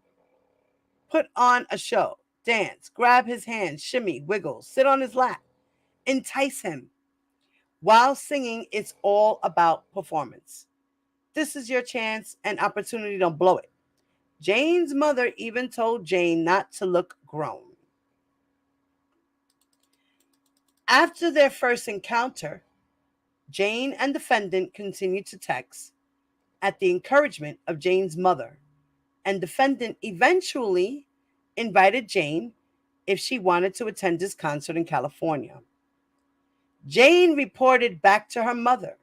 Jane says, "And I talked to Rkelly." Mom says, "Yeah, about what?" Jane says, "Laughing my ass out off about flying me out." Mom, "Oh, really? When?" Jane, "Yeah, whenever I tell him he can. Tomorrow if I choose." Mom, "Oh, yeah?" On April 28th of 2015, Jane traveled to Los Angeles, California to meet defendant with the knowledge and consent of her parents. Volume 2 of 7 of her special appendix at 464 and 479. She speaks about this and says that at no point did Jane express any apprehensions about being with defendant or ask her mother to arrange her to come home. When Jane excitedly told her mother that she was riding defendant's tour bus to Stockton to attend his concert, Jane's mother responded, "Oh my God, exciting! You riding on the tour bus?" On May 1st of 2015, Jane's mother urged Jane to take advantage of defendant, texting her, "It won't be star lifestyle if you don't get serious about your music and show this man you want to be famous like him. Once he's tired of you, you'll be like everybody else. You better use this opportunity while you got him in spell. Jane's mother then said, you should text him and be like, you know you're gonna be my boo, and see what he say. To which Jane responded, laughing my ass off. Jane traveled with Defendant from Los Angeles, Stockton, California, telling her mother, he asked me, did I want to come to his show? I said, of course. And he said, okay. He said, okay, then let's pack this stuff up. He was even putting his stuff in my bag. Jane and her mother remained in constant communication before Defendant's show. Jane's mother instructed her about what to wear and made suggestions about how she should behave at Defendant's show. I would blow him little kisses and wink at him and bite the tip of my finger, mess with him real good, do something seductive, then make a silly face, laugh out loud. Jane and her mother continued to text throughout Defendant's performance. At one point, Jane's mother suggested that Jane would marry the Defendant and that her son-in-law would be older than her. Jane's mother said that. Now, according to Jane, she and Defendant had sexual intercourse for the first time after the concert. No rational juror could conclude that Defendant enticed, persuaded, induced, or coerced Jane to travel to California. Jane's testimony, along with contemporaneous conversations with her mother, show that Defendant invited Jane to join him and she accepted. The government suggested that Defendant's mere act of arranging for Jane's travel is sufficient to demonstrate that he induced her to travel to California because he caused her to travel. The law says otherwise. The Second Circuit has made clear that the terms persuade, induce, entice, and coerce are words of common usage that have plain, ordinary meanings. Then she cites case laws, United States versus Gagliardi. Now, the court distinguishes this conduct from merely asking which is not sufficient to demonstrate criminality, recognizing that there might be some uncertainty as to the precise demarcation between persuading, which is criminalized, and asking, which is not. Where the government concedes that Defendant was operating under a reasonable belief that Jane was 18. So Jane and her mother knew that Defendant was interested in Jane sexually from Jump Street. And Defendant merely invited Jane to meet him in California to attend his concerts. The government failed to prove coercion or enticement. An invitation, even from a famous recording artist, is not presumptively enticing or coercing. The government's evidence failed to show that Jane was persuaded, induced, enticed, or coerced into traveling to California. She was invited, and she accepted at the encouragement of her mother, knowing full well that Defendant had a sexual interest in Jane, who he believed to be of legal consenting age. Now, on September and October 2015 trip to California, the government charged Defendant with Mann Act violations pursuant to 2422A and B, under the separate theory that Defendant did knowingly and intentionally persuade, induce, entice, and coerce Jane to engage in prohibited sexual activity under California Penal Law, Section 261 and 261B. Unlawful sexual intercourse with a person under 18 in September of 2015 and October of 2015. As already discussed, the government failed to prove an intent to travel for the purpose of violating California's statutory rape laws, where he was engaged in a legal sexual relationship with Jane in the state of Illinois. So furthermore, the government simply failed to prove that defendant took any action to induce, persuade, entice, or coerce Jane into traveling to California. Jane did not testify that defendant took any actions to persuade, induce, entice, or coerce her to engage in prohibited sexual activity while the two were in California as a result of his in September and October 2015. Defendant and Jane were in sexual relationship based primarily in Illinois, where defendant and Jane resided at that point.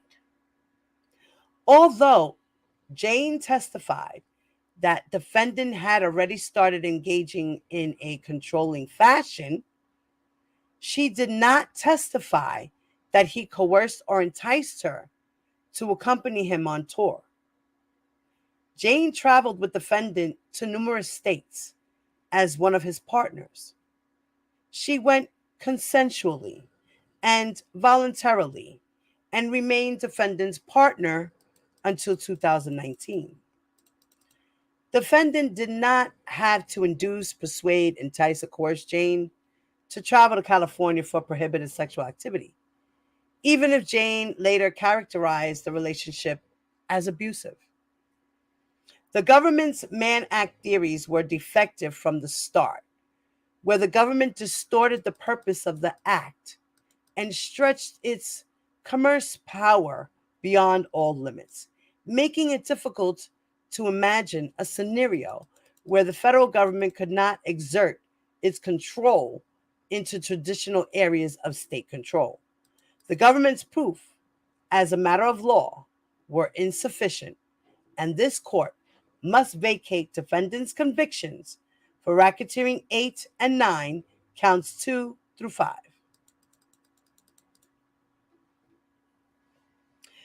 So like I said, she's basically stating that because of the fact that they were in a consensual relationship in the state of Illinois, because he caused her to travel over there, did not make it that he was doing illegal activity when she was already with him as partners. So that's her argument there. The government's evidence was insufficient to prove defendant guilty of violating the Mann Act as to Faith. Now, the government charged defendant with multiple violations of the Mann Act in connection with 2 sexual encounters with Faith in New York.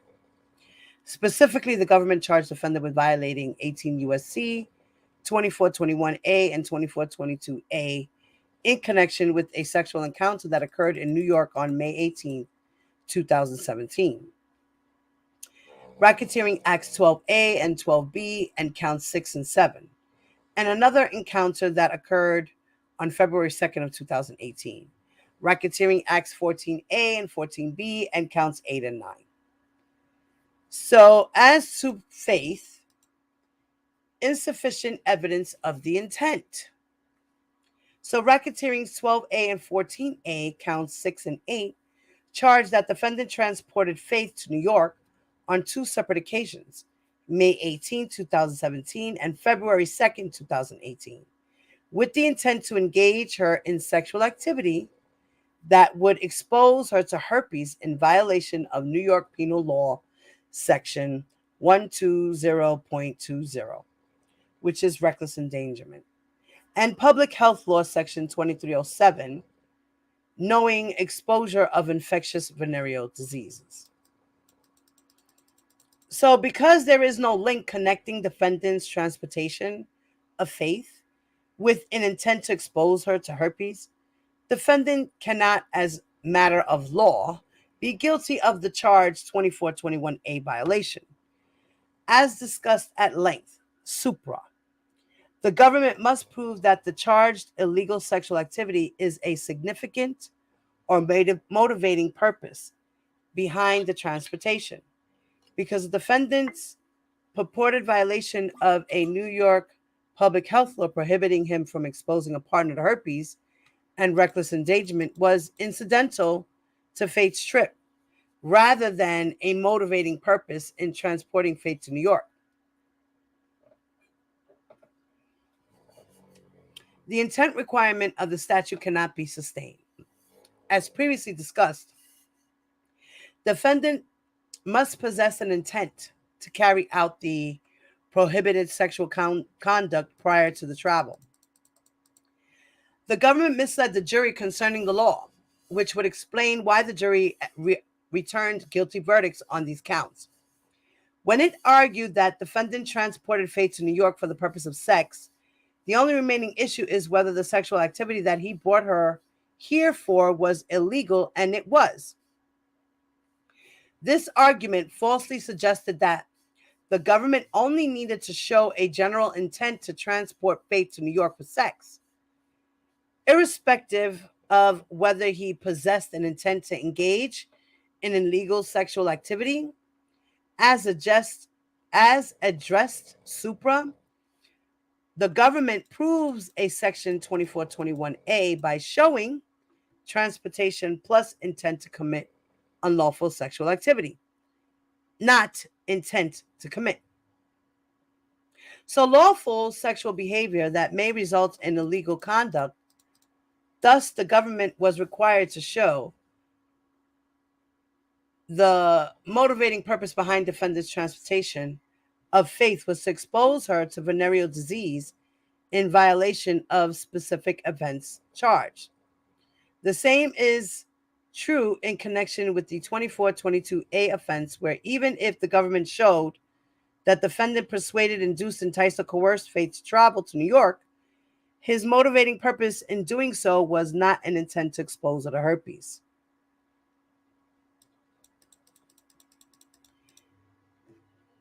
Also, insufficient evidence of coercion or enticement. As to Racketeering Acts 12B, Count 7, and 14B, Count 9. Similarly charged that defendant did knowingly and intentionally persuade, induce, entice, and coerce Faith to travel in interstate commerce to engage in sexual activity that would expose her herpes in violation of the NYPL, the 12020, and New York Public Health Law 2307. The government failed to prove that defendant took any action to induce, persuade, entice, or coerce Faith into traveling to New York on May 18, 2017, and again on February 2, 2018. Defendant's mere status as a famous recording artist cannot satisfy the government burden to prove enticement or coercion. Rather, the undisputed evidence shows only that defendant invited an adult woman to meet him in New York, and she accepted. In March of 2015, Faith attended one of defendant's concerts in San Antonio, Texas, with her sister. She speaks about this in her volume 6 of 7 in her special appendix 1649. Faith had an opportunity to meet defendant at an after party backstage along with other individuals. Defendant and Faith had a conversation during the after party, and defendant provided her with his phone number. After that encounter, Faith and defendant kept in touch via text and FaceTime. The conversations were normal, appropriate, and pleasant. Defendant complimented her appearance. Faith testified that defendant referred to himself as daddy during these conversations. According to Faith, defendant asked to be called by daddy, and she agreed. Faith did not testify that defendant forced her to call him daddy. Indeed, defendants and Faith had met exactly one time when Faith began calling him daddy. On the issue of travel, Faith had this to say. Question: in your communication with the defendant, how, if at all, did the topic of traveling to see him come up? Her answer was, he had informed me that he was on tour right now, or, at the time he was on tour. So he was just saying his schedule was kind of crazy. But whenever I wanted to come see him, I could. And he just said that he could arrange the days or just let him know when I wanted to come hang out. But that it would be fun. I would get to see, how it is, how he is on tour, things like that. Defendant told Faith that if she wanted to come to his shows, she could contact his assistant and he would arrange it for her. Faith then contacted defendant's assistant who made travel arrangements for her. Originally, Faith was going to travel to Chicago, but ultimately traveled to New York for one of defendant's performances. So according to Faith, defendant informed her that he was having a show in New York and that he would like for me to come hang out. It was going to be fun, so I said. Defendant's assistant arranged her travel, and Faith traveled to New York to attend defendant's performance and hang out. The Second Circuit has made clear that the terms persuade, induce, entice, and coerce are words of common usage that have plain, ordinary meanings. The court distinguishes this conduct from merely asking, which is not sufficient to demonstrate criminality. Recognizing that there might be some uncertainty as to the precise demarcation between persuading, which is criminalized, and asking, which is not. So, no rational juror could conclude from Faith's testimony that defendant coerced or enticed her to travel to New York for the purpose of giving her herpes, no less. By Faith's account, defendant was polite, generous, and appropriate, leaving it entirely at her discretion to come to New York to attend a concert. Defendant's invitation does not equate to inducement or persuasion. Now, the New York Penal Law 120-20, reckless endangerment.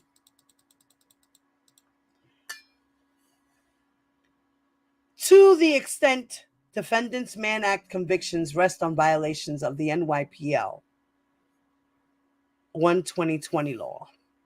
Now, the government failed to sustain its burden because unprotected sex with a person who carries the herpes virus does not establish a substantial risk of physical injury. So no New York court has ever found as such. Indeed, as best as defendant can tell, no one has ever been prosecuted in the state of New York for reckless endangerment for exposing a sexual partner to herpes who was not infected with herpes. Needless to say, the law on this issue is lacking. At the outset, Faith did not contract genital herpes. Faith claimed that at some point in time after she visited New York, she was diagnosed with herpes type 1 after getting a cold sore on her mouth. Volume 3 of 5 explains this. She did not testify that she contracted genital herpes, and there is no evidence that she did. Presumably, even the government would concede that cold sores caused by herpes type 1 are carried by 50% of the population. Does not cause a substantial risk of serious physical injury. Furthermore, as a matter of law, unprotected sex with someone who has genital herpes does not establish a substantial risk of serious physical injury. According to the City Health Department, 1 in 4 New Yorkers has genital herpes. If sexual intercourse with individuals who merely carry the genital herpes virus carries the substantial risk of serious physical injury. New York City would have astronomical hospitalizations and death rates from the transportation of herpes. Although Dr. Hoskins, the government's expert witness, identified some serious but unusual health risks associated with the contraction of genital herpes. The offense of reckless endangerment requires a showing of a substantial risk of serious physical injury. Yeah, they went to the hotel and they had unprotected sex, and he knew he had herpes. They had oral sex.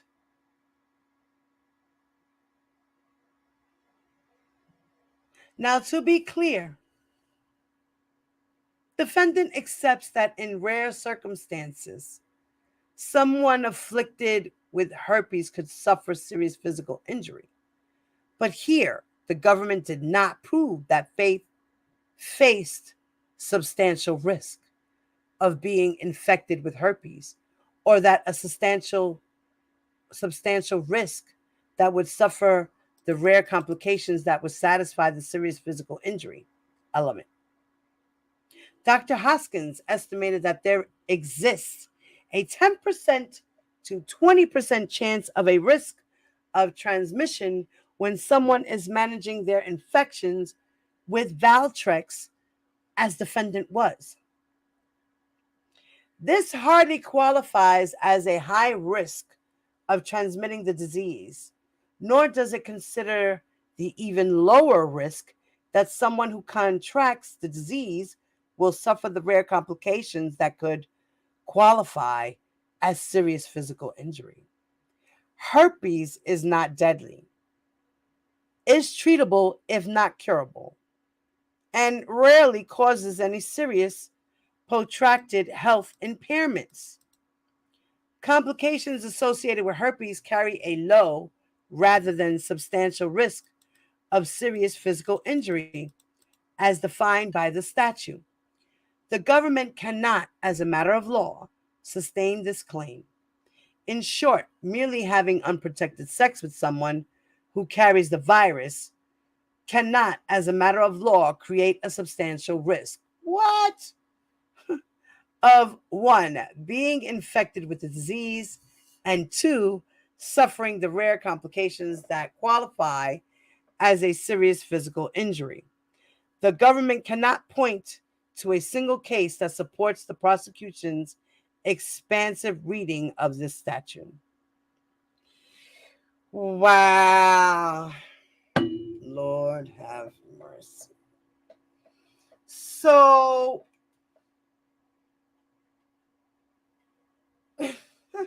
it's okay. It's not a risk to have unprotected sex with someone, not knowing whether they have a disease or not. 20% of the population has herpes in the mouth. Oh my God. Let me get something to drink.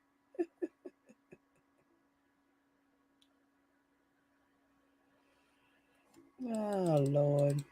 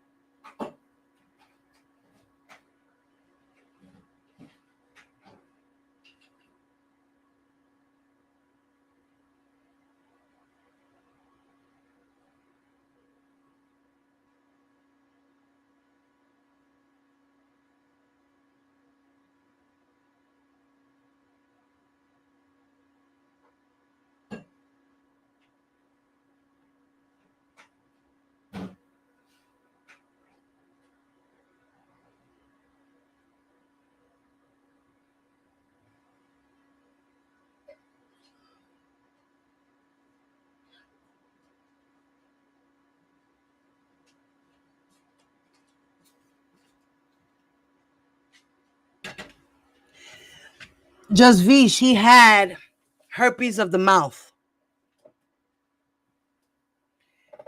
She had stated that she had herpes of the mouth. When Miss Rogers came on my live, she explained that her daughter didn't have genital herpes, that her daughter had herpes of the mouth. And she went and checked it out, and yes, it was a herpes sore. That's what happened. So she stated that because, she was giving him oral sex, that the next day she broke out and she had a sore. And that's when she decided to go check it out.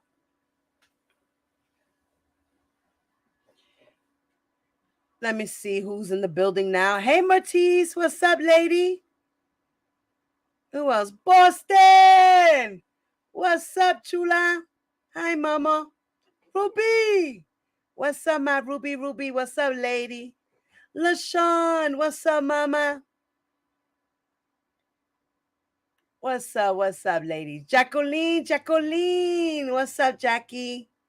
Take Rkelly, give us back Tupac. What's up, mama? Hi, baby. How are you? I hope you guys are good today. So we're reading this mess for you guys who just came in. We're reading this mess. What's up, Tasha?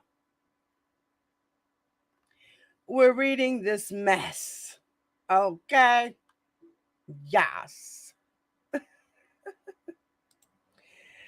I can imagine someone going over this brief with a highlighter and marking out all of the untruths.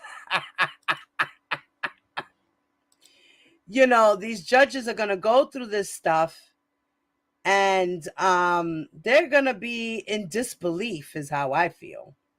They're going to be like, what the hell? Is this lady for real? But they have to go by the law. They have to go by the law. They can't put in their personal feelings. This is all about the law. Strictly about the law. Forget about how you feel, what you read, you have to just go by the law and how it is applied to his charges. So, Bonjean has problems on how the prosecutors handled the case and how they came about with all this stuff.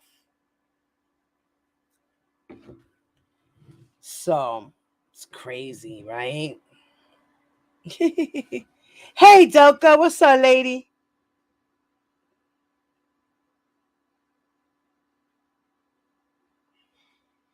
So, it was transmitted orally.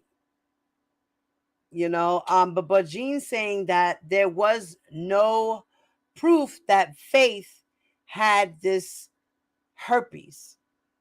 There was no proof of it, is what she's saying, right?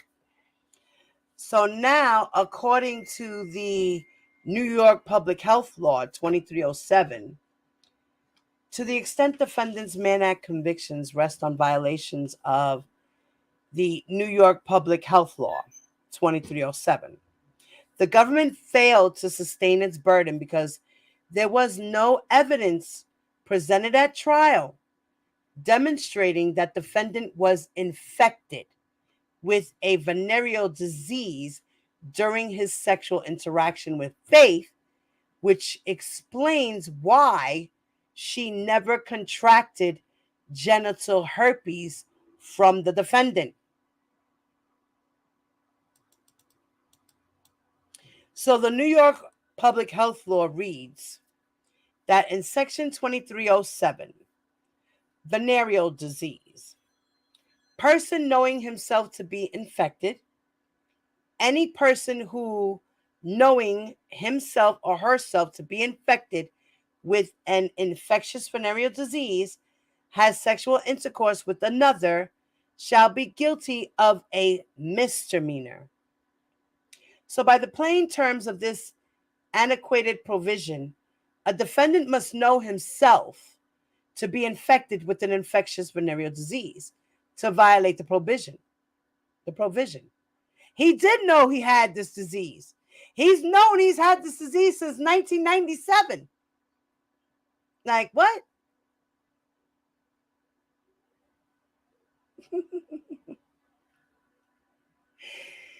The government and the district court interpreted infected to mean merely carrying an infectious disease rather than having a herpes-related infection. The statute is silent as to the definition of infected. The word infected in the statute must be interpreted to mean active infection to avoid constitutional concerns. So it is axiomatic that most courts, state and federal, will generally interpret statutes so as to avoid constitutional difficulties. Expressing hair design versus Snyderman. This is a case in 2015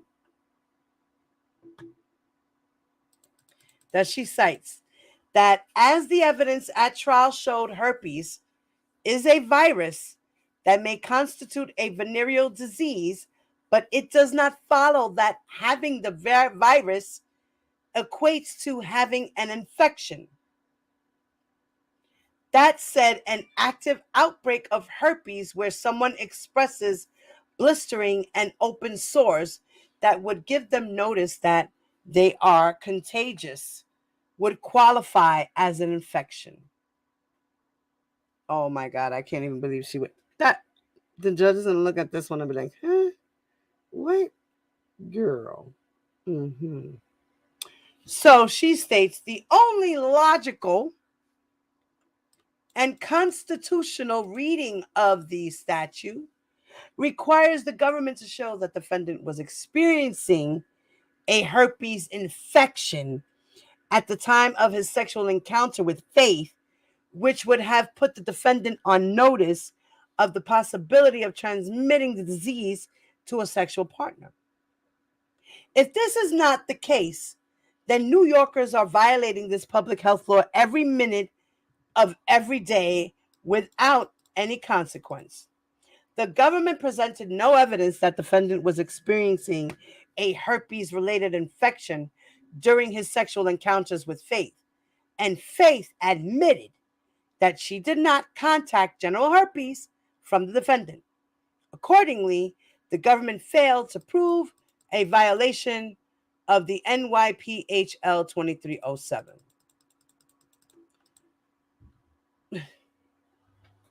So, oral sex isn't sex? I'm confused.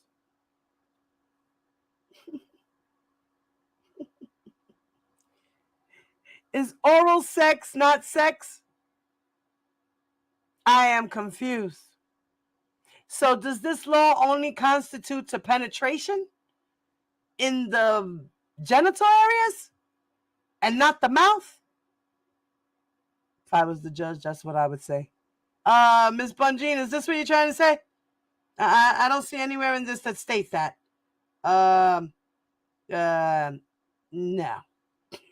Deny.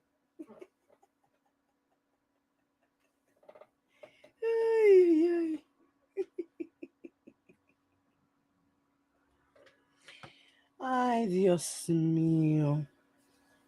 So because New York Public Health Law 2307 is unconstitutionally vague, defendants' Mann Act convictions predicated on that law must be vacated.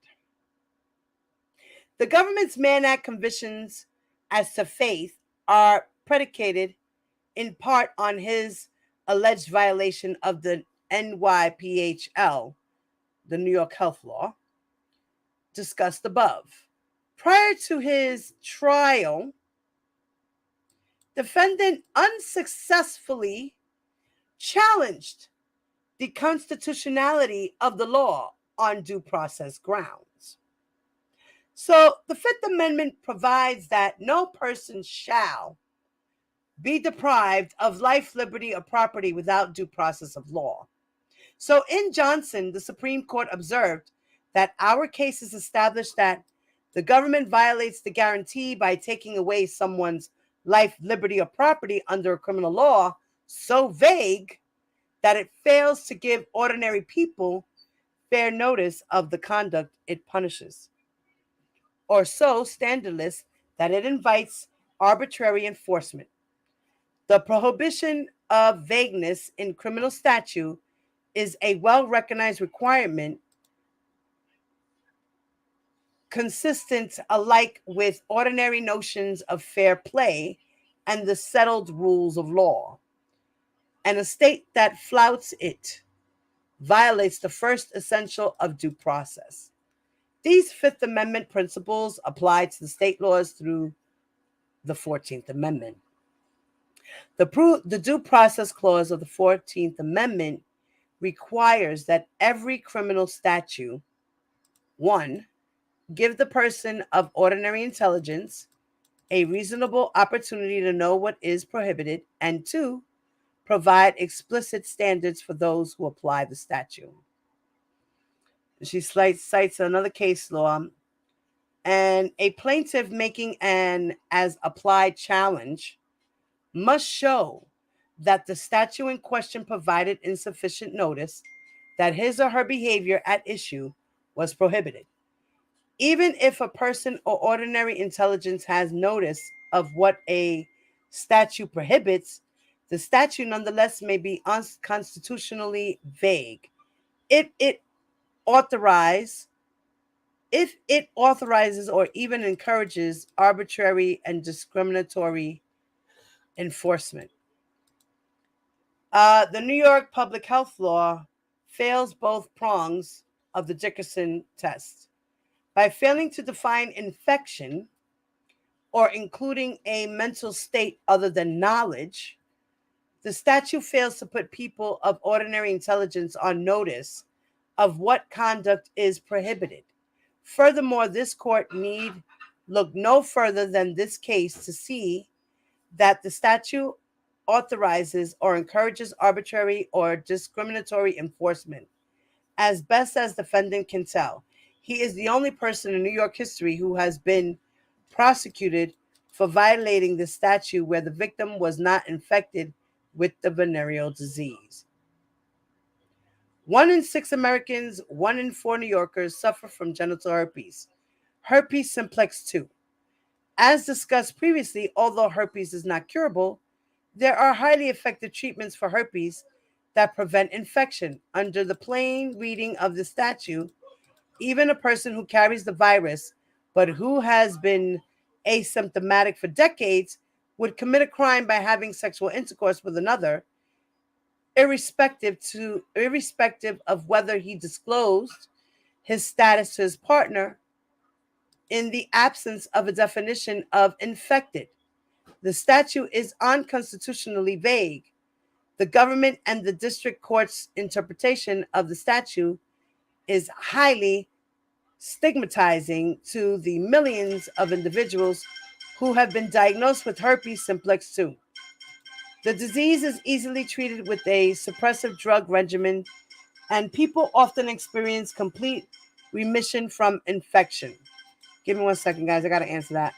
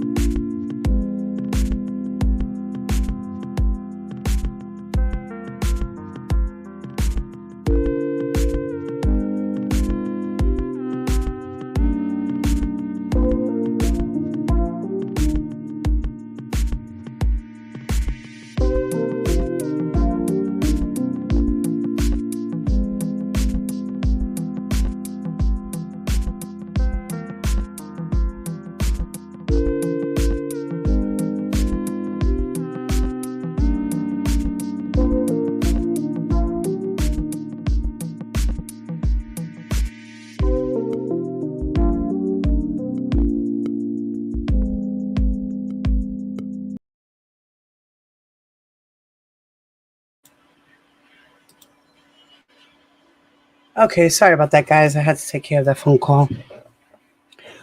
All right. Let's get back to it.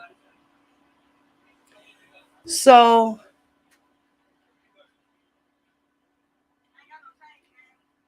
all right. Indeed, under the government's interpretation of the statute, it seems likely that every sexual active person in the Statute of New York is routinely violating the statute. Human papillomavirus, HPV, is a sexually transmitted disease that, according to the Centers for Disease Control and Prevention, is so common that nearly all sexually active men and women get the virus at some point in their lives. A person of ordinary intelligence would have no idea that they are prohibited from having sex in the state of New York if they have HPV, which would probably constitute 90% of the sexually active population. In sum, the New York penal health law is unconstitutionally vague, and this court must vacate defendant's Mann Act convictions to the extent that they rely on this unconstitutionally vague statute. Now, defendant's Mann Act convictions predicated on a violation of California Health and Safety Code must be vacated because the government charged defendant with a repealed version of the statute that was unconstitutionally vague. Now, remember, we spoke about that yesterday as well, that the government charged defendant with several Mann Act violations predicated on defendant's alleged violation of the California Health Safety Code. However, the government charged defendant under a repealed version of the statute no longer in effect. Prior to the jury charge in this case, defendant notified the court that the jury instructions did not reflect the elements of California Health Safety Code. The government acknowledged as much but argued that it charged defendant under the statute that was in effect in 2015, not the current statute. The government had no authority to charge defendant with a statute that was repealed or inoperative at the time of prosecution. Now, in United States versus Chambers, in case a statute is repealed or rendered inoperative, no further proceedings can be had to enforce it in pending prosecutions unless competent authority has kept the statute alive for that purpose. So in 2015, 12290 of the California Health Safety Code provided that, except in provided in section 12291, or in the case of the removal of an afflicted person in a manner the least dangerous to the public health, any person afflicted with any contagious, infectious, or communicable disease who willfully exposes himself or herself to another person, and any person who willfully exposes another person afflicted with the disease to someone else is guilty of a misdemeanor.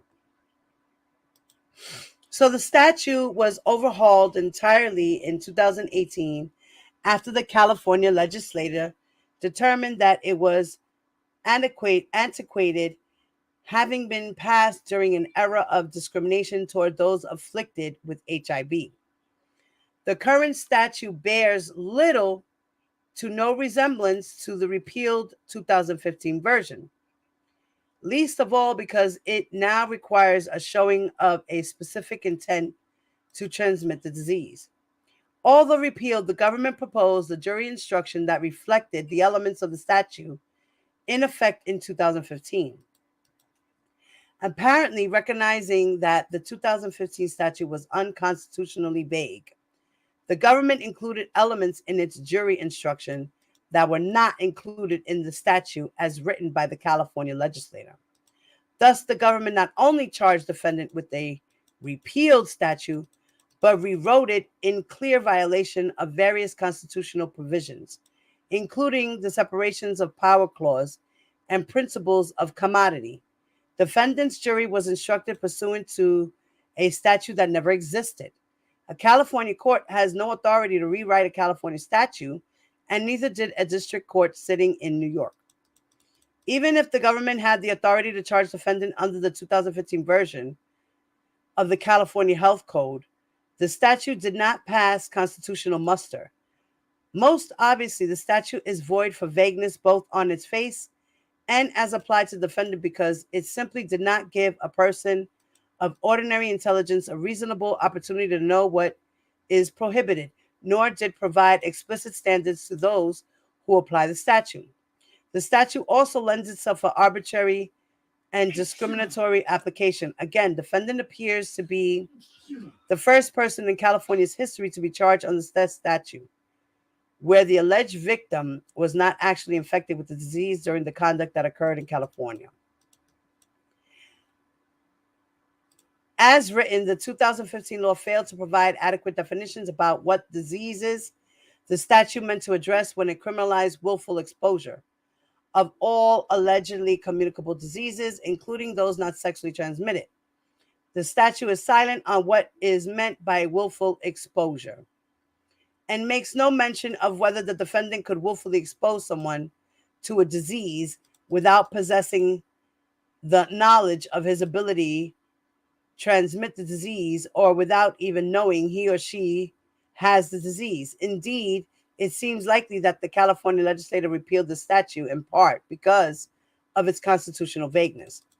Just by way of example, this statute would criminalize passing along cold sores.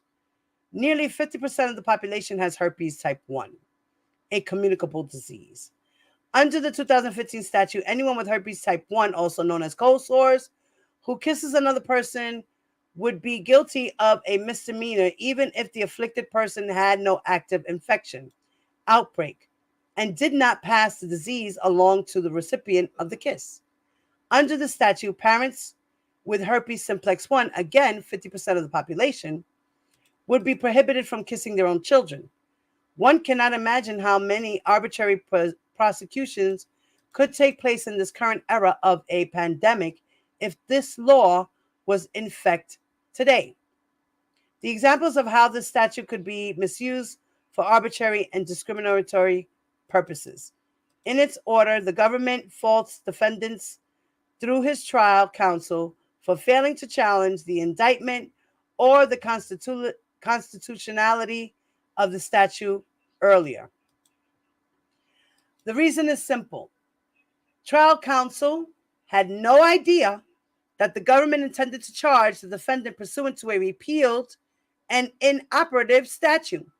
Although the indictment cites to the statute and notes effective 1998, this language did put defendant on notice that the government intended to charge him pursuant to the repealed version of the statute. Indeed, the first time trial counsel recognized the issue was prior to the finalization of jury instructions, when he objected to the government's proposed instruction that did not track the language of the current statute. Contrary to the district court's view, the government cites the California statute with the words effective 1998 and did not alert the defense of an intent to charge a repealed statute. Indeed, it was entirely reasonable to assume that government would not be charging a repealed statute that was clearly unconstitutional, as the California legislature understands, but the Eastern District of New York does not. Defendant has shown good cause for failing to raise this issue earlier. In sum, the Racketeering Act premised on a violation of this repealed and otherwise unconstitutional statute cannot stand. So because it was herpes simplex 1 and half the world has it, and being that he didn't know he had herpes at the time of the incident, this rule doesn't apply. It's unconstitutional.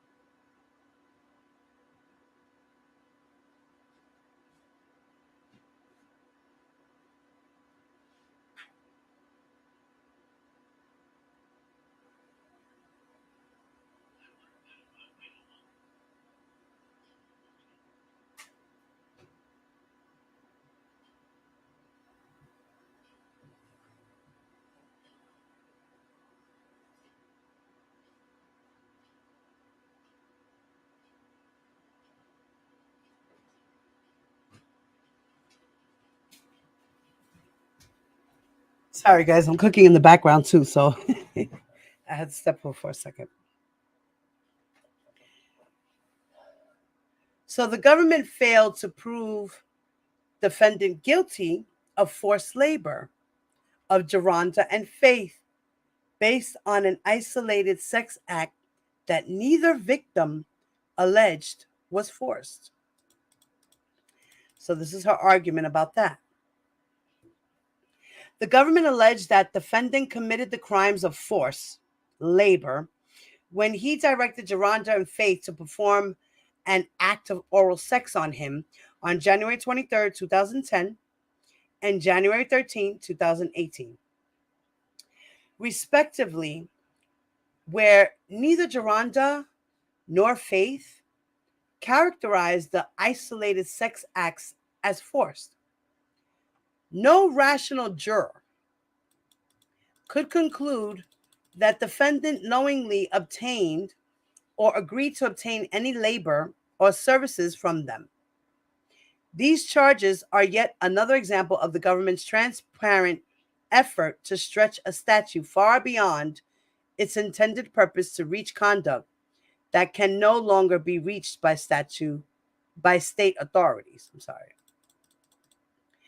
A conviction of forced labor under 18 U.S.C. 1589 requires the government to prove beyond a reasonable doubt that the defendant obtains the labor or services of another person.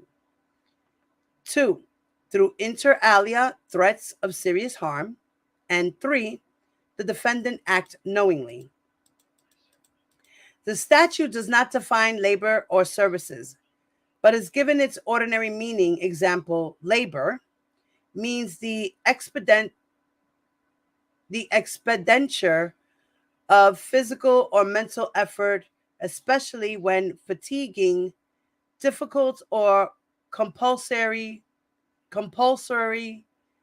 while service is defined as the performance of work commanded or paid for by another. And she cites another case law of the United States versus Marcus. Additionally, the government must establish a causal link between the labor and services provided by the person and the threat of serious harm. Section 1589 is intended to address serious trafficking or cases where traffickers threaten harm to third persons, restrain their victims without physical violence or injury, or threaten dire consequences by means other than overt violence.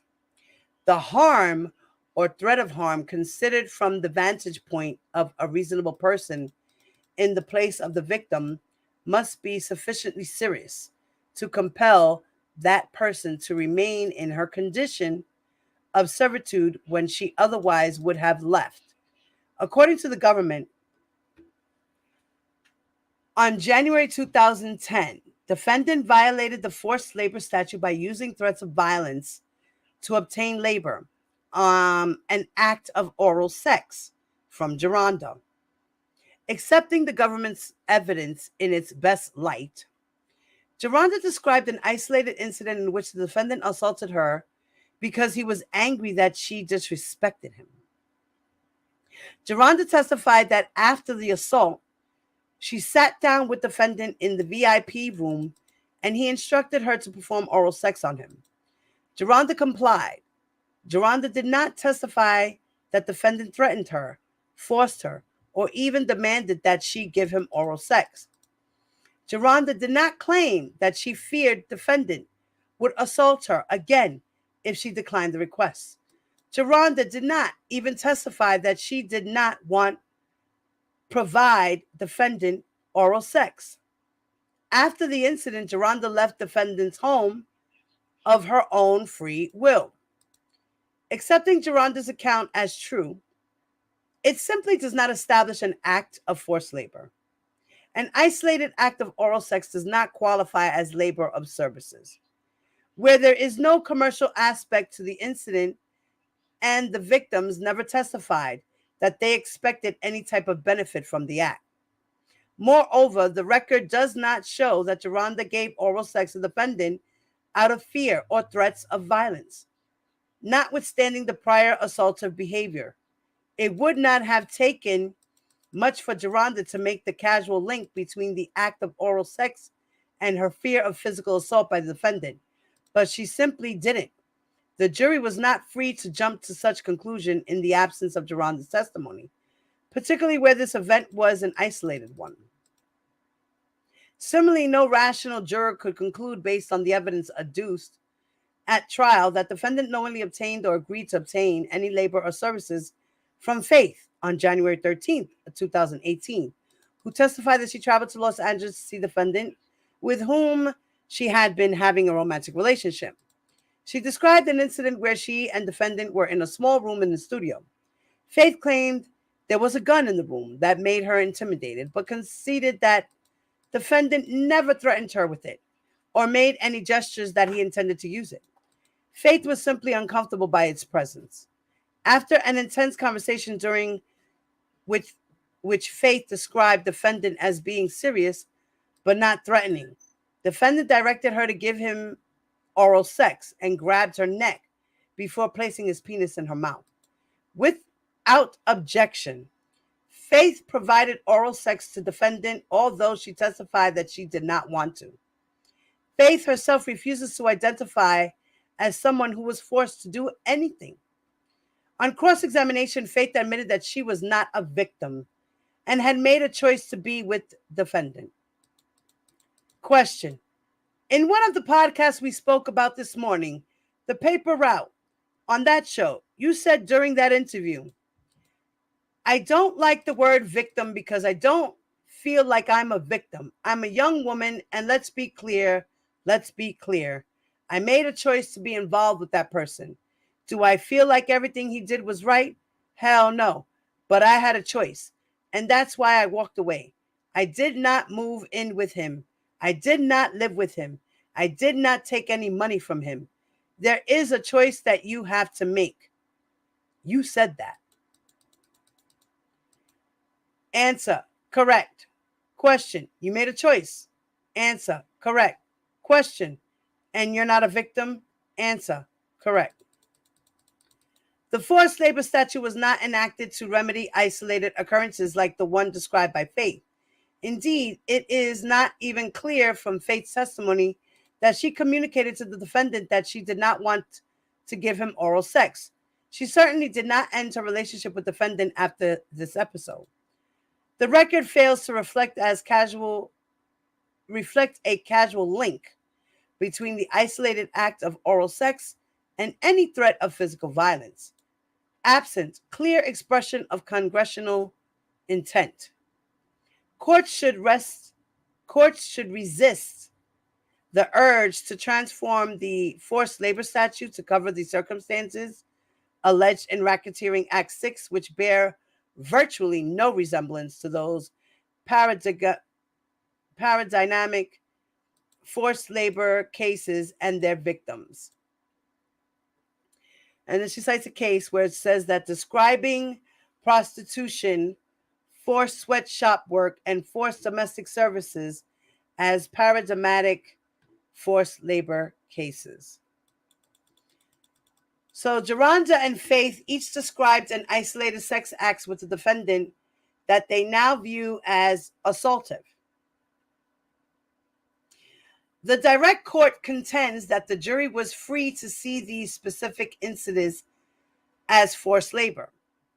In light of other evidence it heard about defendant's conduct toward other women, but the government was not free to bootstrap testimony from other alleged victims to bolster their forced labor theories as to very specific acts charged in the indictment.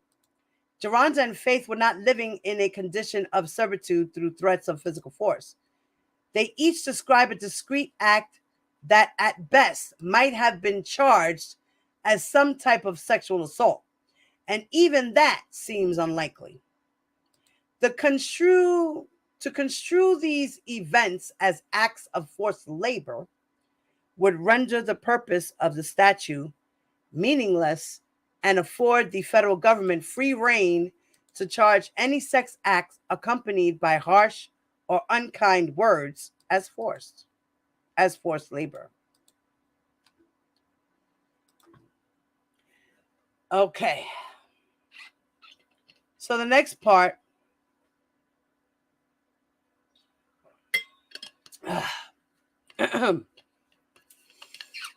she talks about how the defendant was denied a fair and impartial jury, where several of the seated jurors admitted that they prejudged the defendant's guilt, and trial counsel provided ineffective assistance of counsel when he failed to move to disqualify patently unqualified jurors.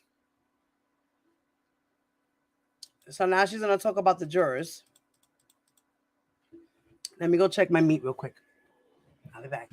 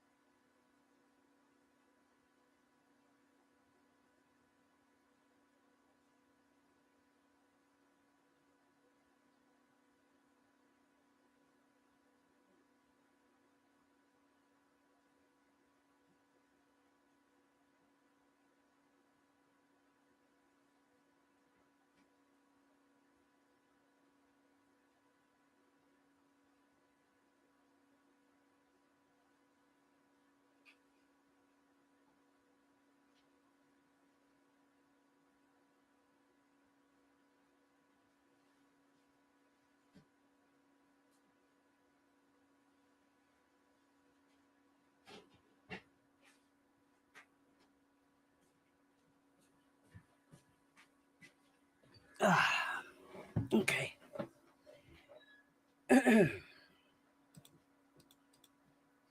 So as I said, she's going to be talking about the jurors here. As the United States Supreme Court Justice Black stated in Re Michael 326 U.S. 224 228 1945, it is difficult to conceive of a more effective obstruction of the judicial process than a juror who has prejudged the case. That is because due process means a jury capable and willing to decide the case solely on the evidence before it, and a trial court ever watchful to prevent prejudicial occurrences and to determine the effect of such occurrences when they happen.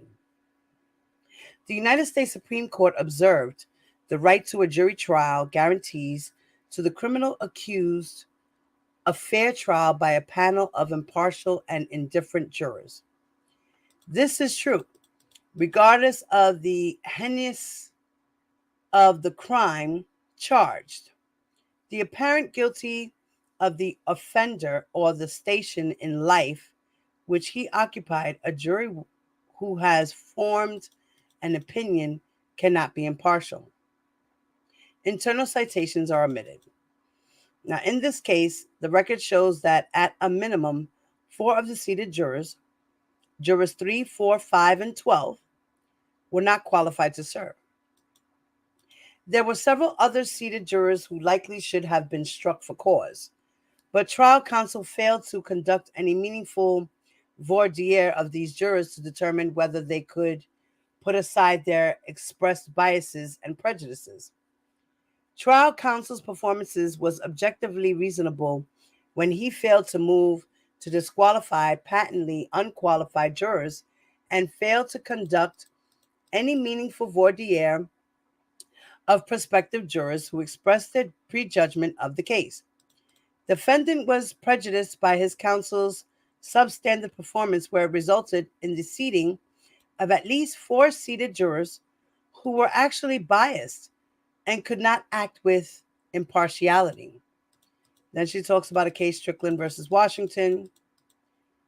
Because of extraordinary pretrial publicity, the district court directed the parties to jointly prepare a juror questionnaire to probe inter alia prospective jurors' exposure to pretrial publicity.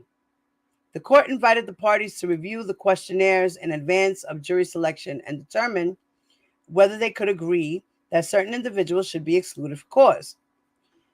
Babe, can you check on that meat? After completing that process, the parties were left with a set of potential jurors for oral voir dire procedures. The court gave, I would like one on mine on bread.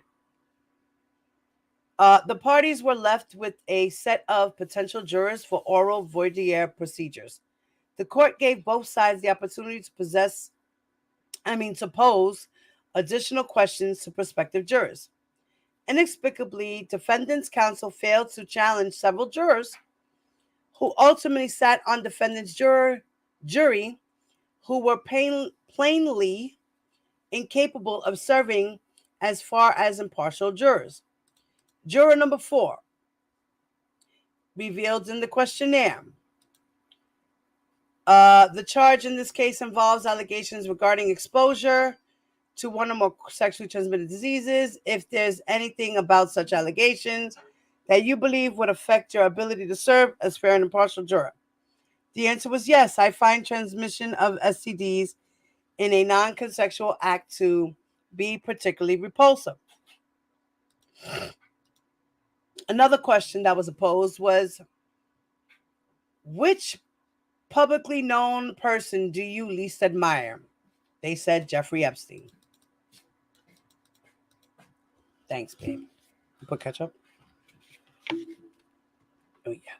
Although the court generally asked this juror whether anything he or she read would affect his or her ability to be fair and impartial in the case, and the juror replied, not that I know of. So, all right. So she's just going through all that. We already read this and heard this exactly word for word, because that's exactly what she's doing.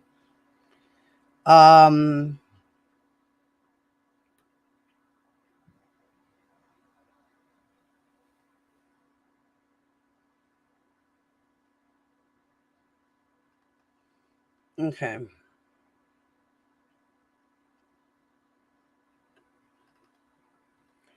Okay, we all know that they spoke about the surviving Rkelly. All right. The next argument is that defendant was denied a fair trial where the government swamped the jury with excessive other bad act evidence, including testimony from 7 additional witnesses who detailed defendant's unusual and graphic sexual activities, his history of transmitting herpes to his sex partners, his abusive conduct towards his girlfriends, and even audio and video recordings of this conduct with women and men, some of whom never testified.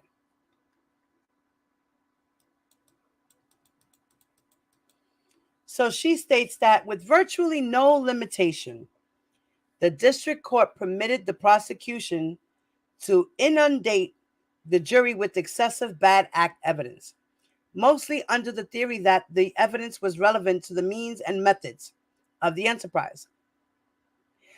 The means and method justification for the introduction of copious amounts of bad acts evidence is gravely flawed because the government's theory of an enterprise is flawed. where the enterprise consisted of nothing more than the purported sexual misbehavior of the defendant, unconnected to the activities of a discrete enterprise. The means and methods of an enterprise cannot justify the admission of copious amounts of bad act evidence. Let me take a bite of my burger, guys. I'm hungry. I make cheeseburgers. That's what I make. All right.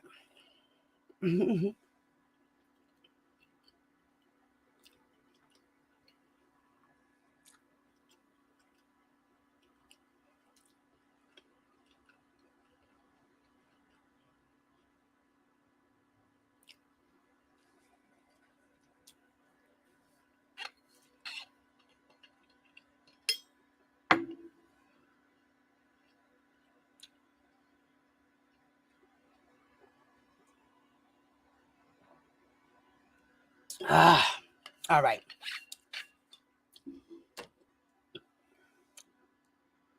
Noonie! My baby, I love you too, baby. SK, what's up, my lady? How are you ladies that just walked in the building? I don't know how long you guys have been here, but hello, ladies. Now,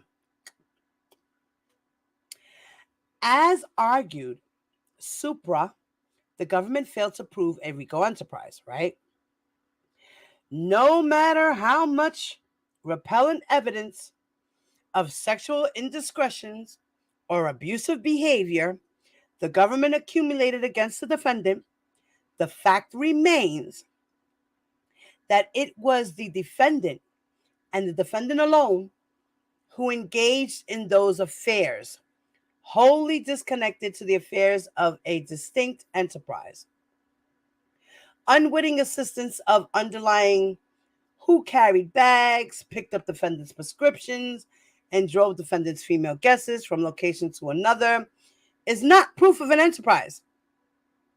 By characterizing defendant's purported decades-long history of abusive conduct towards women as an enterprise, the government not only avoided statutes of limitations, but was free to introduce any unkind of abusive act of a sexual or non-sexual nature as evidence of the enterprise, conveniently avoiding the rule against the admission of propensity evidence.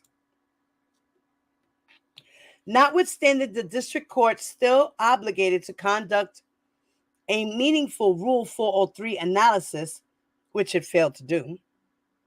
Rule 403 authorized the exclusion of relevant evidence when its probative value is substantially outweighed by the danger of unfair prejudice, confusion of the issue, or misleading the jury, or by considerations of undue delay, waste of time, or needless presentation of cumulative evidence.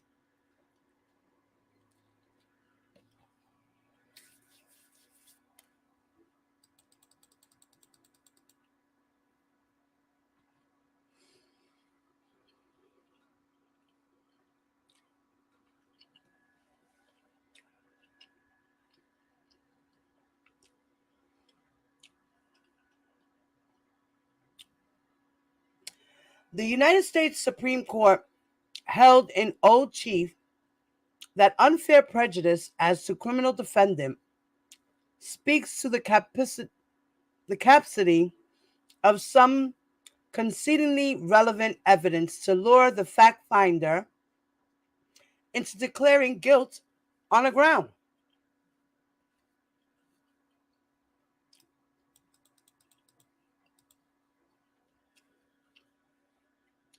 Different from proof specific to offenses charged. In Old Chief versus the United States, the committee notes to Rule 403 explain unfair prejudice within its context means an undue tendency to suggest decisions on an improper basis, commonly through not necessarily an emotional one.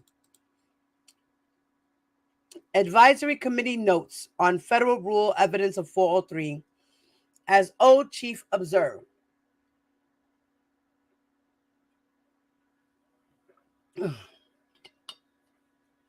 Courts that follow the common law tradition almost unanimously have come to disallow resort by the prosecution to any kind of evidence of a defendant's evil character to establish a probability of his guilt. Not that the law invests the defendant with the presumption of good character, but it simply closes the whole matter of character, disposition, and reputation on the prosecution's case in chief. The state may not show defendants prior trouble with the law, specific criminal acts, or ill name among his neighbors. Even though such facts might logically be persuasive that he is by propensity a probable perpetrator of the crime, the inquiry is not rejected because character is irrelevant. On the contrary, it is said to weigh too much crime with the jury, and to do so over-persuade them as to prejudice one with a bad general record and deny him a fair opportunity to defend against a particular charge. The overriding policy of excluding such evidence, despite its admitted probative value, is the practical experience that is disallowance tends to prevent confusion of issues, unfair surprise, and undue prejudice.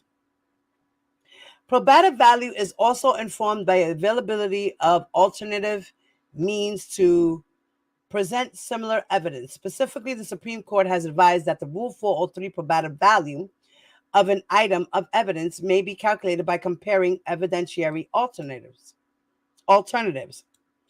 The district court is afforded wide discretion to exclude evidence that is, on balance, unduly prejudicial. As the district court has consciously balanced the proffered evidence's probative value with the risk of prejudice, its conclusion will be disturbed only if it is arbitrary or irrational. As set out below, this court did not consciously balance the probative value of certain proffered government evidence that carried an extraordinary risk of prejudice. Now, she's also going to complain about the excessive STD evidence.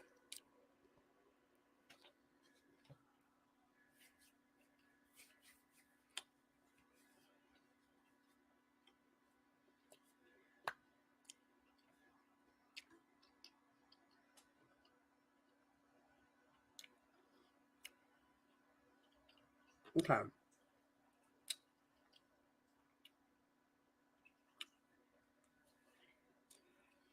Now, the government charged the defendant with committing several racketeering acts based on his transportation of Jane and Faith to California and New York,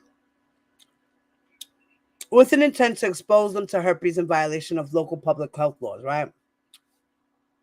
The district court repeatedly noted that under its interpretation of the statutes, the government was not required to show the defendant transmitted herpes to Jane and Faith. Mere exposure was sufficient. So if the district court was correct, there was little justification for allowing massive amounts of evidence that defendant purportedly spent decades receiving and transmitting sexually transmitted diseases. Through defendant's personal physician, Dr. McGrath,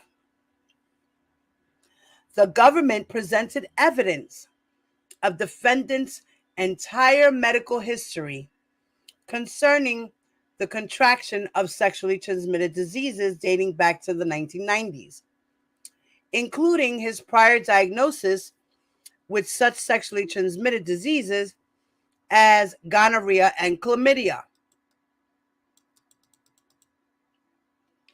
Dr. McGrath further testified at length about this treatment of defendant for herpes. In addition to Dr. McGrath's testimony, the prosecution elicited testimony from every person who testified about sexual contact with the defendant, about whether the defendant disclosed his herpes diagnosis with them. The prosecution also presented testimony from 3 additional witnesses: Geronda, Kate, and Anna, that defendant infected the women with herpes, eliciting descriptions of herpes infection symptoms. And if that was not enough, the prosecution offered extensive documentary evidence regarding defendant's herpes treatment and elicited graphic details from multiple witnesses about the symptoms of herpes. The prosecutors uttered the word herpes hundreds of times throughout this trial. There was no legitimate basis to bombard the jury with excessive evidence about defendant's herpes diagnosis, or the fact that he had allegedly transmitted the disease to a number of different women. The only issue in dispute related to defendant's herpes diagnosis was, 1, whether he had herpes in 2015 and 2018 when he had sexual relations with Jane and Faith, and 2, whether he knew he had herpes, and 3, whether he disclosed it to the women before they had intercourse. Dr. McGrath testified unequivocally that as of 2015, the defendant was diagnosed with herpes and was being treated for herpes. Both women testified that they had unprotected sex with the defendant and that the defendant did not disclose that he suffered from herpes. This evidence was unrefuted. Accordingly, any additional evidence related to defendant's herpes diagnosis and transmission of herpes to other women was unnecessary, cumulative, and unduly prejudicial. So, the herpes evidence was unrefuted, guys.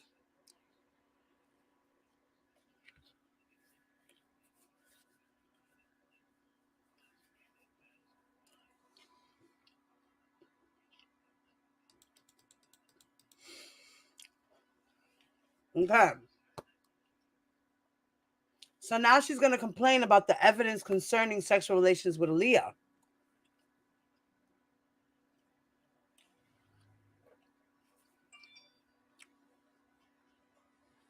So the prosecution charged the defendant with 1 racketeering act of bribery for the sole purpose of getting evidence before the jury about his marriage and relationship with Aaliyah. Over defense counsel's objection, this court permitted the prosecution to introduce testimony from Angela, Jane Doe number 7,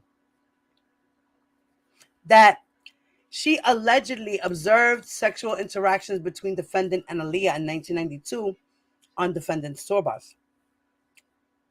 This court erred by allowing this highly prejudicial testimony into evidence after initially denying the government's request. Angela's testimony was not relevant under the means and methods theory, since it purportedly occurred pre-enterprise, which the district court concedes in its order.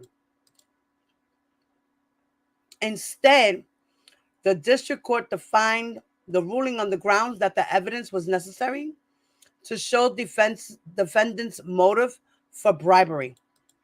Now, particularly since defendant would not confess to having sex with Aaliyah, whether the defendant had a motive for committing bribery did not justify putting this inflammatory evidence before the jury. Even if the government believed that it needed to present some evidence of motive, it did through the testimony of Demetrius Smith. Smith, who assisted in obtaining a false identification card for Aaliyah so she could marry the defendant, testified that in 1994, the defendant told him that Aaliyah was in trouble and thought she was pregnant. Smith further testified that the decision to marry Aaliyah was made so that defendant could avoid legal issues. The government had plenty of motive evidence to present and had no need for the widely prejudicial testimony of Angela that was not corroborated by any. As such, it was error to allow Angela to testify about her alleged observations on the tour bus in 1992. So she's complaining about that, about Angela's testimony.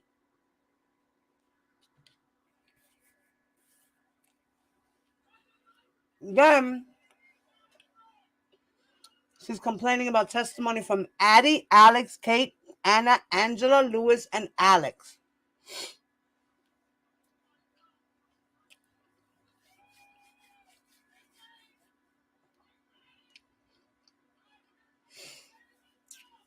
This court permitted the government to present a whopping 7 additional witnesses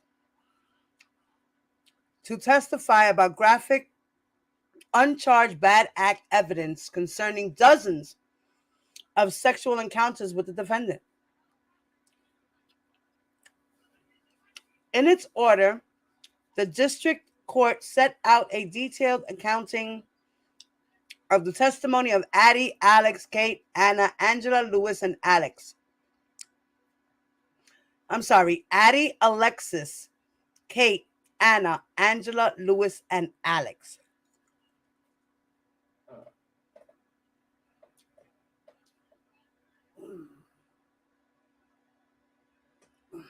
I had to stretch. Apart from Angela's testimony, which concerned sexual conduct pre-enterprise, the prosecution defended the introduction of this evidence under the catch-all means and methods of the enterprise theory.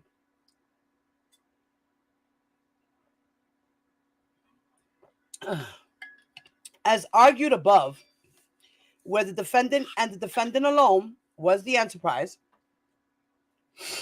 the means and methods justification for the introduction of copious amounts of bad act evidence is simply a free pass at introducing unlimited bad act evidence related to the defendant's alleged sexual misdeeds and abusive conduct.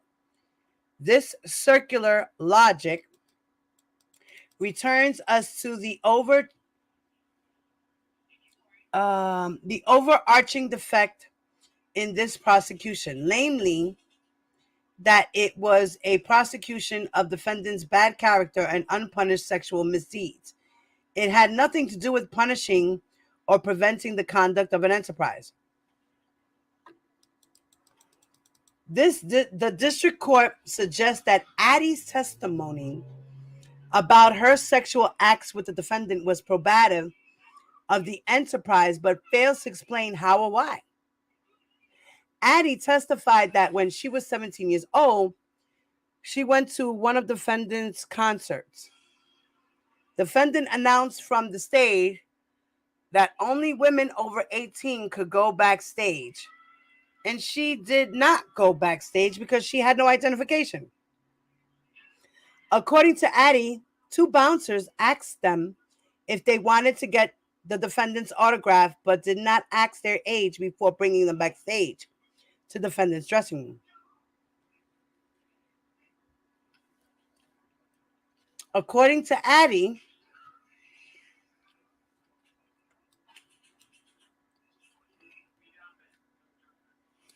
defendant provided her autograph and engaged her and her friend in sexual activity. Indeed, the way Addie tells it, defendant forcefully assaulted her in the dressing room. No one was present for the sexual activity other than defendant and her friend.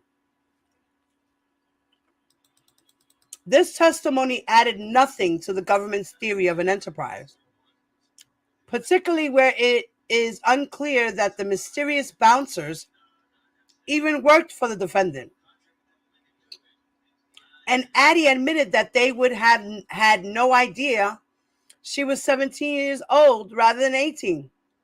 Indeed, all of the other bad act testimony that came from Alexis, Angela, Lewis, and Alex was designed to put before the jury evidence of defendant's propensity to engage in prohibited sexual activity with minors.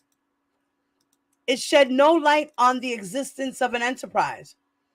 While there was some vague testimony that nameless bouncers or associates invited young women backstage or passed along defendant's phone number, there was no testimony that these nameless individuals had any knowledge that these young people were minors rather than 18 years old.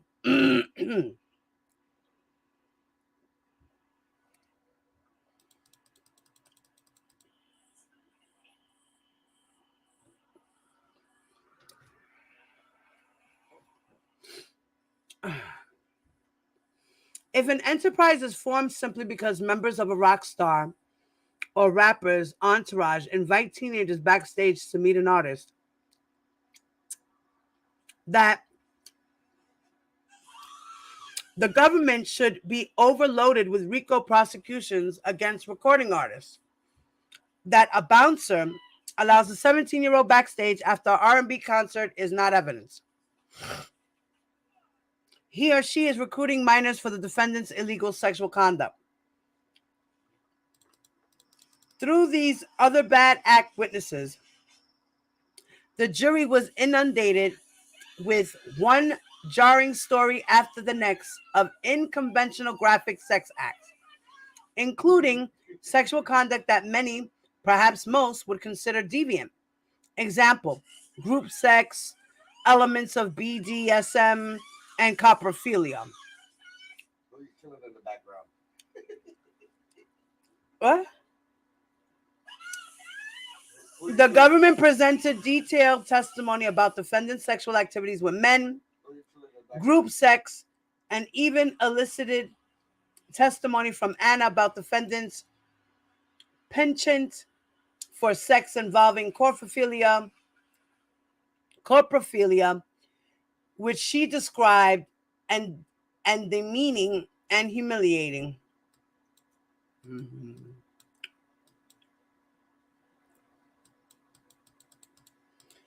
When considering this mass of prior bad act evidence cumulative, its probative value is diminished exponentially as compared to its prejudicial effect.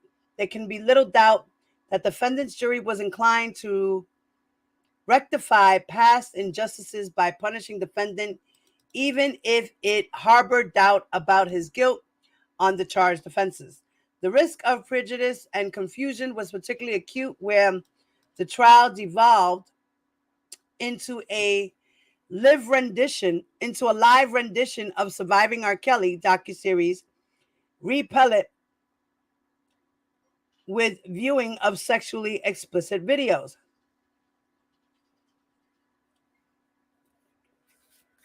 Mm-mm-mm. Mm-mm-mm.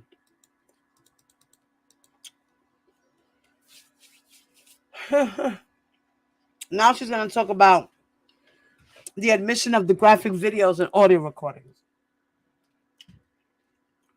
Give me a second, guys.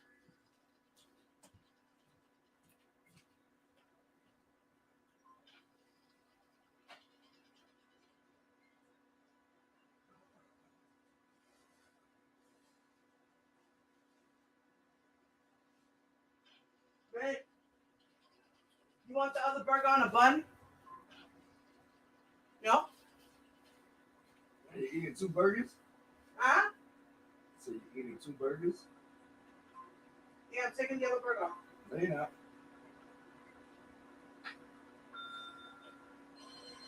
I didn't say you could take it. Huh? I didn't say you could take it. I just took it and made the sandwich. I asked you if you wanted it, man. I didn't say you could take it. You said no, you don't want it. So how are you going to tell me I can't take it if you don't want it? It's mine. It's my piece of bread. Well, now it's mine. No, it ain't. I don't like sharing.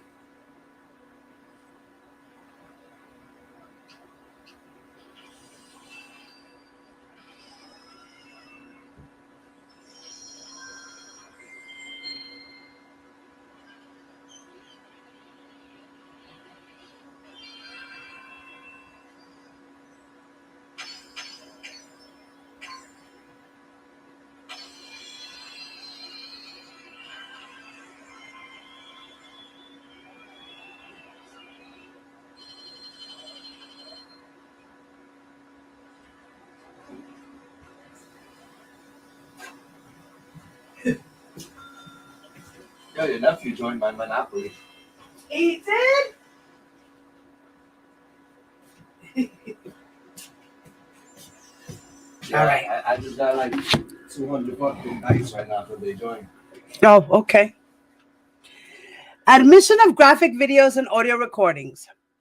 If days upon days of testimony of other bad act witnesses was not enough, the government was further permitted to introduce private videos of graphic sex acts, some of which have BDSM elements. Government exhibits 341 through 343 were group sex acts between Alex, Dominique, and the defendant, which reflected nothing but group sex, involving 2 men and 1 woman who did not even testify. The district court barely defends the introduction of these videos for a legitimate non-propensity purpose. Government Exhibit 328A, is a lengthy video of defendant spanking Anna, who was naked and crying, walking back and forth, calling herself a slut and stupid, while defendant looked on. This video was offered for no other purpose than to show defendant's sexual perversion and mistreatment of Anna. It shed no light on whether an enterprise existed and had no bearing on the charged offenses. Lastly, and most problematic, the government admitted a video of Anna spreading feces on her naked body and calling the defendant daddy, although defendant was not depicted in the video. Government's Exhibit 329A. This video, like the others, added nothing to the equation as it relates to proving an enterprise and did nothing but breed contempt and prejudice for the defendant. Defendant was entitled to a fair trial on the charged offenses. Instead, with the district court's blessing, the prosecution put him on trial for a lifetime of bad behavior, with the jury already biased against him. And the admission of a mountain of uncharged bad conduct. Defendant was denied his guarantee of a fair trial. Okay. Now she's going to argue about the restitution award for Jane and Stephanie.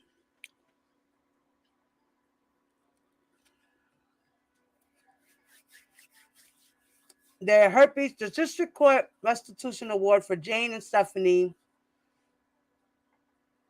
Herpes treatment was unsupported by the government's evidence. Okay.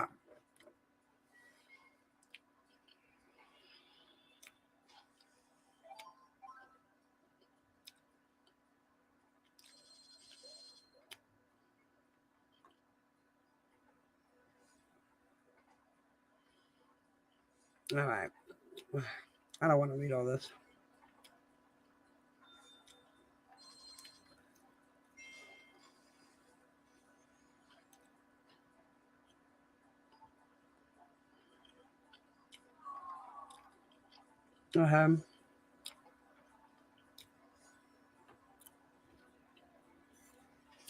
Now, the district court, she's also complaining about the district court lacked authority to order the BOP to turn over monies that was seized from the defendant's trust fund to the clerk of court for further restitution payments.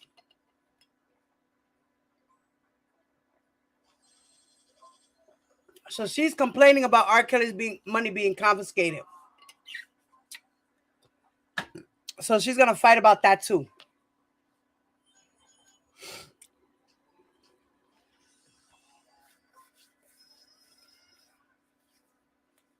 Okay.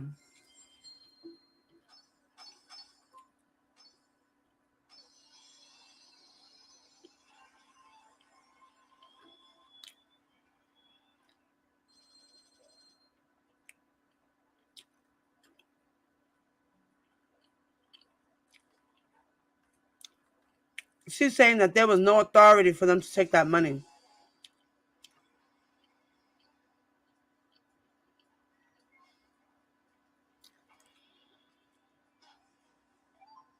Oh, she's saying that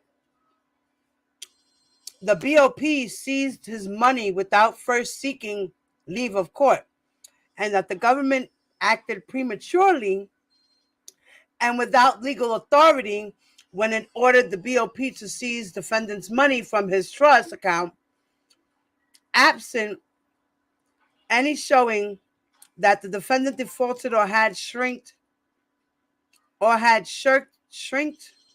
his payment. Shirked. I guess she must be whatever. The the district court abused its discretion when it directed the BOP to turn over the funds to the clerk of court for payment against restitution award that had yet to be entered. All right. In conclusion, we're at the end, guys.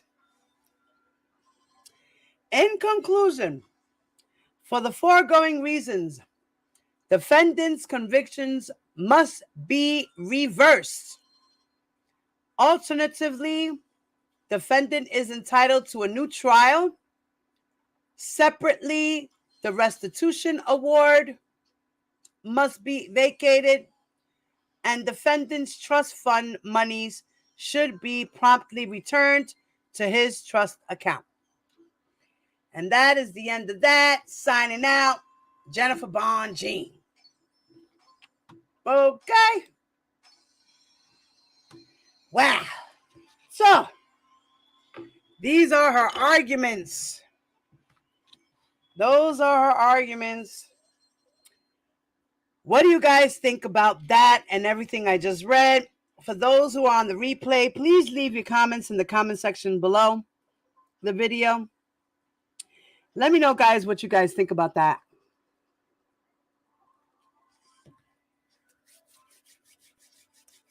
I am going to end this live and finish eating my lunch. I love you guys. Thank you for stopping by.